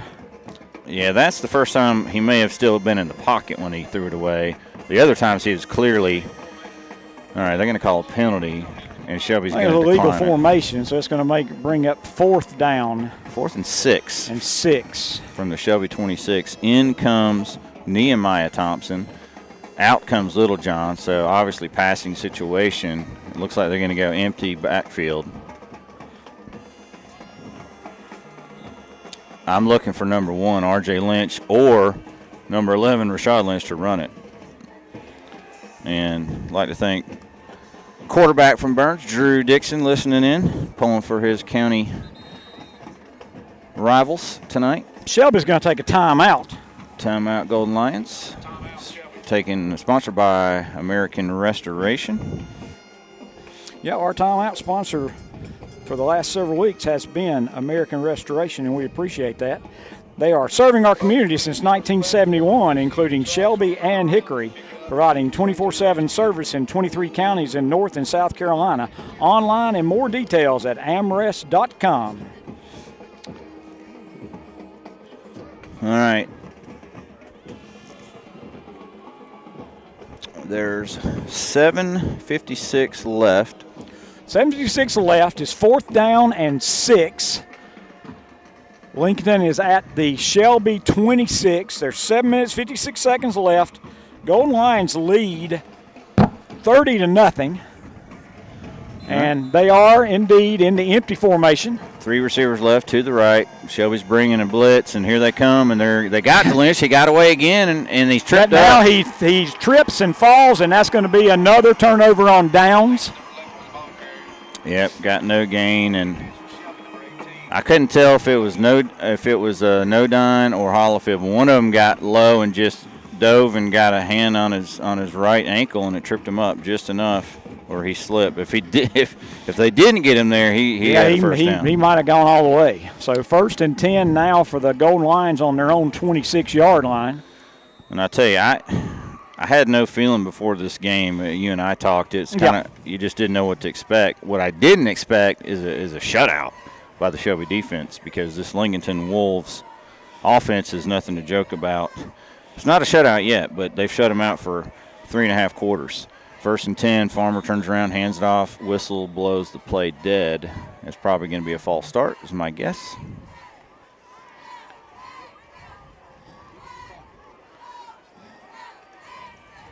And the white hat says illegal participation on Lincolnton. Yep. It'll be a 5-yard penalty on Lincolnton. So still 1st down, but it'll be 1st and 5 now for the Golden Lions. You know, this has been a great season for the Lincolnton Wolves, Brent. I mean, I don't think anybody had them penciled in at the beginning of the year to be playing in the regional finals.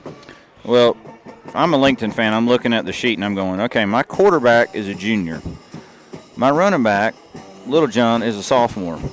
My big stud D1 linebacker is a junior. Hand off to Woods. And he's got the first down and a few more. I'm also looking down and saying R.J. Lynch is a sophomore. Dalen Adams is a sophomore. Nehemiah Thompson's a junior. Messiah Thompson's a junior. They're going to be in the mix next year for sure. 1st down for the Golden Lions. Again, that's a gutter guard 1st down. Golden Lions now have 15 gutter guard of Kings Mountain 1st downs. Clock is running, 7:15 and running. 1st and 10 at the Golden Lion 38-yard line. 7-yard run by Jonas Woods, well over 100 now. And he'll get another carry. Not much here. Maybe the line. He got one. Yep, he got one. Shout out to David and D. Ray Allen listening in tonight. Shout out to my brother-in-law, Jack Berry. He was on the Golden Lion teams in 87, 88, and 89. He's listening in from the Greensboro area. Shout out to my mother and father, Clarence and Amy Jones, big time, long time supporters. They're listening from their house. J.R. Romer listening in. 2nd down and 9. Ball at the 39, and turn around, head off Woods. A little more room this time. He's got about 3 or 4. It's actually going to be more like 5, I believe. Yep, it's going to be up to the 44, a 5-yard gain. That's going to bring up 3rd down and 4. And now finally the clock's down to 6 minutes left in this 4th quarter. Shelby again huddling. You know, things are generally going pretty well for Shelby when they're huddling. Yeah, no doubt about it. I see some tired-looking defensive linemen out there for Lincolnton too. Shelby has held the time of possession a lot longer than they typically do, and it's showing right now. Woods gets the carry, and he's moving the pile, but he's going to be about 2 yards shy of the first down. Now they're actually going to say he's 3 yards shy, so it's going to be 4th down and 3. Shelby can run this down to about 5 minutes left before they have to run a play. Appreciate Kevin Hastings packing the hand warmers tonight. Very helpful. And again, so many people came out in the 2nd quarter to try to help us get back online. And so Shelby, I think, is going to hang around and run it all the way down and take a timeout and then decide whether they want to punt it or not. And they are. They do take a timeout. All right, let's take send it back to the studio for a timeout. We'll be back in 1 minute.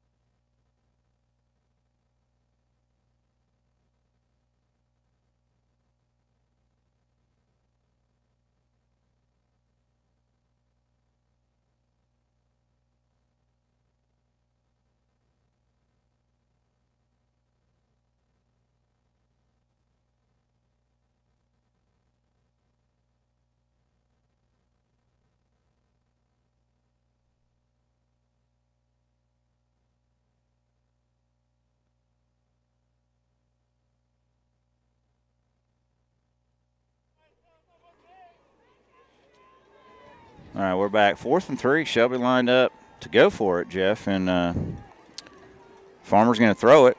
Play action, and he hits Lorenzo Roseboro wide open for the first down. He's across midfield into the 46.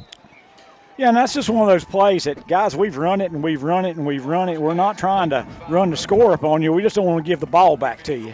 And shows a lot of confidence, because those really short, easy passes sometimes are ones that you just can't catch. You know what I'm talking about, Brent? Yeah. But that is another gutter guard of Kings Mountain first down. Now the clock's down to 4:30. It's a 9-yard catch for Roseboro. You know, he was banged up last week. Didn't know if he could go tonight. He's had 2 catches for 37 yards. But you gotta give some props to guys like Calvin Ramsewer and Kendrick Raper. They took a lot of snaps out of wide receiver tonight. Now hand off to Woods. He's hitting the backfield, but he breaks that tackle. Just like Woods has done all night. He's got 2 yards, and they handed him the ball, and it looked like he's looking at the entire left side of the Lincoln defensive line, and Woods just said, okay, and he jumped in between them and carried them for 2 yards. 2nd down and 8. All right, so that clock's churning. It's 3:43, and it's counting down. Golden Lions about to make another trip to the state championship game, along with Cleveland County friend and foe, Crest Chargers, who had a big win 39-21 over Hickory, and Jonas Woods just has a manly carry right up the gut for a first down all the way to the 29. Again, they're still trying to take the ball away from him, and he just continues to churn the legs, and he's all the way down to the Lincolnton 29. 1st and 10. Again, Shelby very happy just to take some time. Woods goes out now. That was a 15-yard run for Jonas Woods. And, boy, he has carried it 22 times tonight. Now we've gone to the shotgun with Raper in at quarterback. So Raper will take some snaps, and he'll run to the left side. He'll cut back inside. He's at the 25, 20, cuts back in, 15, 10, and then here's the flag. Yeah, we're going to get the flag. It's way downfield. Yeah, so way downfield. He got tackled at the 8, and as he was kind of getting tackled, the flag came out from the guy on the side. Of course, one of the Shelby receivers looked over and said, huh, me? So it's going to be a 13-yard gain before the 10-yard penalty. And again, that's a Shelby Heating and Air, our penalty sponsor. So it's going to end up being a gain of 3. It's still going to be first down, so it's 1st down and 7. Most importantly, they wind the clock. We're down to 2, and then the clock's not going. It's supposed to be. Shelby goes ahead and snaps the ball. Raper jumps inside. He's down to the 21, so it's going to be 2nd down and 2. Clock is now running. So Raper goes for 13 and then 5. Of course, he went for more than 13, but you got to give him the yardage to where the flag was thrown, which was about 13 yards down the field. Look who's out at split end. Yeah, Land Farmer's out here.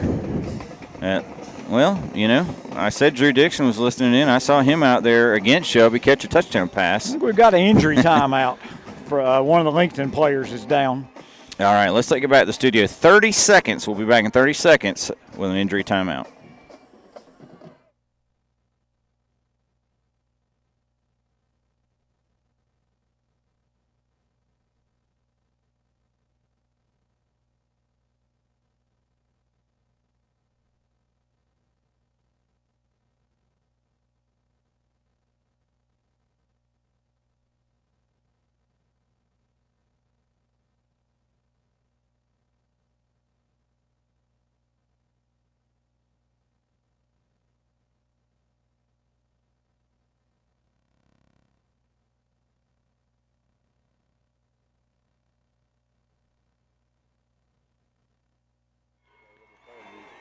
All right, we're back from the injury timeout. Injured player, I think it's number 70, Chase Connell for the Wolves, big lineman. And so when we come back, it's going to be 2nd and 2, Shelby from the Lincolnton 21.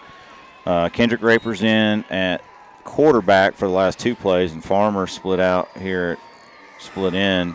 Shelby doesn't have to snap this for a while, and now we're down under 2 minutes, and Shelby's waiting in the huddle. And I appreciate Kendrick not running that offensive line up there to have to sit in a stance for 25 seconds. That's torture, especially this late in the game. So now they're going to break the huddle with about 15 seconds left. 138, and Raper's going to run left, cut it back in, spin move, 15, 13. Takes a huge hit from J.J. Mayfield, the D1 linebacker prospect, but it's going to be 1st and 10 at about the 13. That is the 18th gutter guard of Kings Mountain first down. Clock is running. We're down to 1:22. I think Shelby may just take some knees right here. That was an 8-yard run by Raper. You know, Raper gets hit like that, might as well just go ahead and down that ball. Yeah, minute and 3, victory formation. Farmer's back in, and Lorenzo Roseborough's behind him. This will be a snap and a knee. Farmer takes a knee, 53 seconds and counting. Shelby's going to move on to the state championship, Jeff, to face Kinston. 2nd time those two will match up in the state championship game. Last time Shelby was victorious over Kinston. Now I got to go back and remember what year that was. It was at NC State, I believe. And should be the final snap of this night, and it is. Ball is down, and Golden Lions begin to celebrate. Golden Lions are going to take this one 30-0 in the Western Regional Final of 3A. Teams are going to shake hands, and Kevin Hastings is back at Studio Central. Give me 3 minutes. 3-minute timeout. We'll be back with our Stamey Tyson Funeral Home Stadium postgame show and postgame awards back in 3 minutes.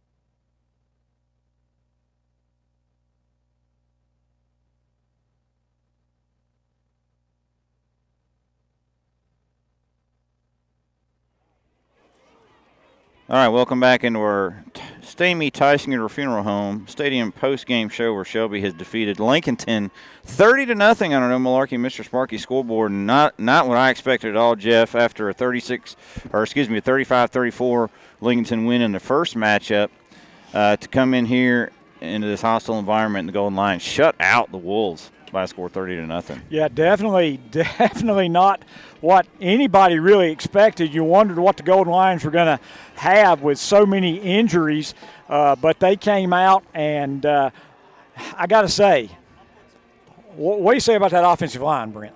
Yeah, I'll give you some numbers here in a little bit, but let's just say Shelby had almost 500 yards of total offense tonight, and it was pretty balanced. And they also had the 500 yards holding the ball for 27 minutes and 45 seconds. Generally, when Shelby has big numbers, they've got a lot of 38-second drives with big, long passes. But Shelby held the ball 15 minutes and 1 second in the first half, and then 12 minutes and 44 seconds in the second half, and they basically ran off the last 7 minutes and 48 seconds of the ball game with that long ball control drive. And, you know, back a long time ago when I coached offensive linemen, I used to say there's nothing more fun in the world for an offensive lineman than when they know you're going to run it and you know you're going to run it and you pick up 8 yards. And you do that over and over again. And you could tell the Wolves were really tired on that defensive front, and the Golden Lions just really pushed them back. And so great job by the Golden Lions. We're going to be presenting awards. Can we get that on the? We're still filming, aren't we? We are filming. It's Trent, on. can you go ahead and get that on? People like to see the presentation of the awards, and we're going to continue to kind of wrap up here to give you our. Tell you what, might be a good time for you to give our James River and Equipment recap of the game. All right. While they're passing out hardware down on the field, Jonas Woods, a 4-yard touchdown run with 6:55 left in the first quarter. Matt Grenier's point after. Shelby led 7-0. With 11:42 left in the second quarter, Man Collins, a 53-yard pass from Farmer, Grenier's point after, and it was 14-0. And with 1:28 left in the first half, Matt Grenier, 21-yard field goal, 17-0. Shelby led at the half. And right now, Golden Lions are going to take the trophy, the plaque, showing that they are the West Regional 3A champions. And Land Farmer picks it up and runs it back to show the team. And so pretty exciting for those young men. Golden Lions have fallen short in the regional finals the last 2 years, so that makes it even more sweet. So Shelby led 70-0 at the end of the first half with 9:13 left in the third quarter. Kendrick Raper, a 57-yard pass from Farmer. The extra point was no good, but Golden Lions led 23-0. And then with 4:17 left in the third quarter, Jonas Woods, a 4-yard run. Grenier's point after, 30-0. Golden Lions won 30-0. Shelby had 18 first downs. Lincoln had 15. Shelby was penalized 10 times for 117 yards. Lincoln was penalized 8 times for 65 yards. Shelby turned it over, lost 2 fumbles. Lincoln lost 1 fumble. But all in all, excellent night for the Golden Lions, Brent. Yeah, it was a great night. Let me give you some stats just to prove the point here. So Lincolnton, again, hard-fought game. Rashad Lynch at quarterback went 6 of 19 for 74 yards. And R.J. Lynch had a pass as well. He was 1 for 1 for 12 yards, so they combined to go 7 of 20 for 86 yards. They did not throw an interception. Receivers tonight, 6 different guys caught passes for the Wolves, led by Trashad Lineberger. He had 2 catches for 26 yards. Messiah Thompson had 1 for 25. R.J. Lynch had 1 catch for 15 yards. Jarvis Littlejohn had 1 catch for 12 yards. Dalen Adams had 1 catch for 6 yards. And Nehemiah Thompson had 1 catch for 2 yards. Rushing, Rashad Lynch, the quarterback, led the way, 20 carries for 86 yards. Jarvis Littlejohn toted it 16 times for 48 yards. He lost a fumble. R.J. Lynch carried it 3 times for 10 yards, and J.J. Mayfield carried it 2 times for 4 yards, which is a big difference from the last game where he rushed 4 touchdowns against Shelby. So Lincolnton, 41 carries for 148 yards and 86 yards passing on 7 of 20 for 234 total yards. And you got to say, great job. You held them to about 30% completion and about 3.5 yards per carry tonight. Good job by the Shelby defense. For the Golden Lions, how about Land Farmer? 11 of 15, 228 yards, 2 touchdowns. Receiving, Emmanuel Man Collins, 4 catches, 75 yards and a touchdown. Kendrick Raper, 1 catch, 57 yards and a touchdown. Calvin Ramseur, 2 catches, 42 yards. Lorenzo Roseborough, 2 catches, 37 yards. Jonas Woods, 2 catches, 17 yards. Rushing the football, the freshman, Jonas Woods, 22 carries, 142 yards, 2 touchdowns, 1 lost fumble. Land Farmer, 13 carries, 85 yards. Kendrick Raper, 3 carries, 26 yards. Jalen Tate, 1 carry, 6 yards, but he lost a fumble. Golden Lions ran it for 259 yards on 39 carries and threw 15 times, completing 11 for 228 yards. That all adds up to 487 total yards of offense. And again, it was almost half and half, right? It was 259 to 228, but they ran it 39 times with just 15 passes. So really a 2-to-1 run to pass, which is kind of the opposite of normal. And but it allowed the Golden Lions to control that clock. Once Shelby got up 3 scores, they were happy to run the ball and run the ball and run the ball, and they did. And so again, got to give some big time love to that offensive line. Yeah, Brett Morgan at center, the guards A.J. Wisnett, Malachi Gist, the tackles Krishawn Harris and T. Hollifield plowed the way for 259 yards rushing.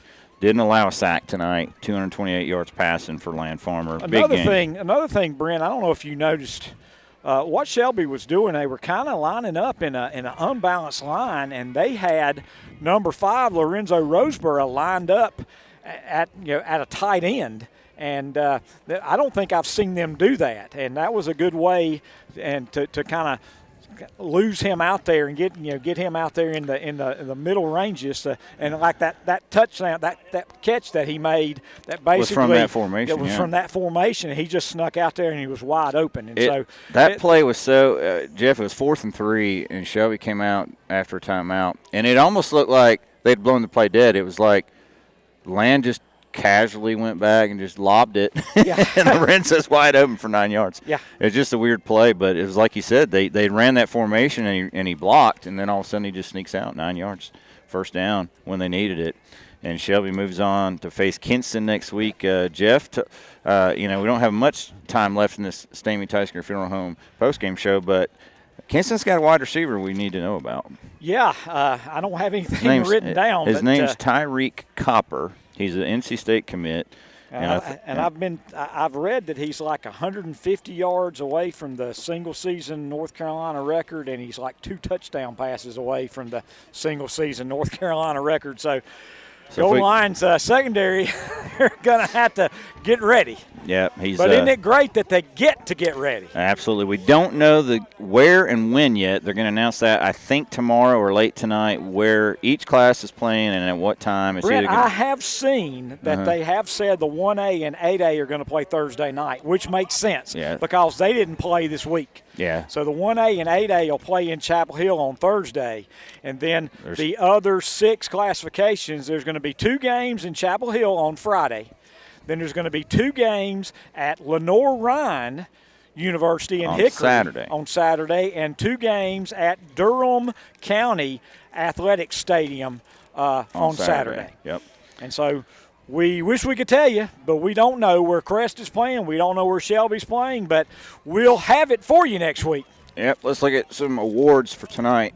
We'll start with our Offensive Player of the Game. That is sponsored by Marburger Chevrolet of Shelby. And how about Jonas Woods? 22 carries, 142 yards, 2 touchdowns. He caught 2 more passes for 17 yards, and the freshman continues to amaze us week after week. He's probably somewhere around 40 to 50 yards shy of 1,000 yards on the season. He's got another game to try to accomplish that next week. Yes, he does. So Jonas Woods, our offensive player of the game, sponsored again by Marburger Chevrolet of Shelby. Our defensive player of the game, sponsored by Marburger Chrysler, Dodge, Jeep, and Ram of Shelby. Over and over, we kept calling Grady Nodine's name. You're right. And then there was a couple times I miscalled it. Like I said, oh, T. Hollifield. Wait a minute. That's not him. That's Grady Nodine. But T. Hollifield had a great night. He did. Grady Nodine had a great night. Hollifield. Landon Hollifield had a great night. Malachi Hopper plugged the middle all night. All night long. And then the secondary did not give up the big pass. The only time we really gave up big pass plays were in that really scary end of the first half when you guys weren't able to follow it because we ended up having to go off the air. But the Golden Lions stopped them 3 plays inside the 10-yard line. The last play with 1 second left, and Golden Lions stopped the Wolves, and that was in many ways the last gasp. When Lincolnton came out and turned it over and had to give it up after their first possession and Shelby scored, that pretty much did it.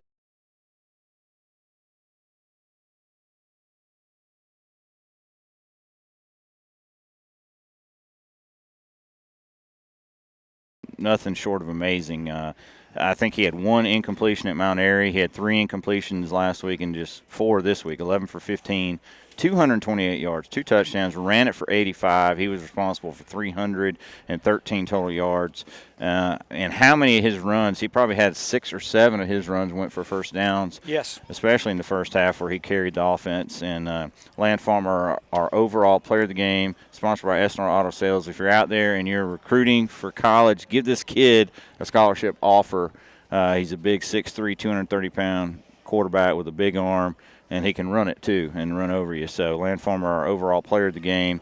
Next week, Shelby and Kinston for the 3A state championship, and Jeff and I will have the action. Check your local listings. We don't know when, we don't know where, but I'm planning on being there, Brent. Yep, go to nchsaa.org tomorrow, see where it's at, and then check WHS KTC on our Twitter X account, our Facebook account, and Instagram, and we'll let you know when we'll be broadcasting that game. For Jeff Jones, Jakari Shell, Trent Marty, I'm Brent Pasco. Shelby 30, Lincolnton nothing. Your final score on the No Malarkey Mr. Sparky scoreboard. Thank you for listening in here tonight on WOHS and KTC Broadcasting on this WestEndSales.com title sponsor of playoff football. Shelby moves on.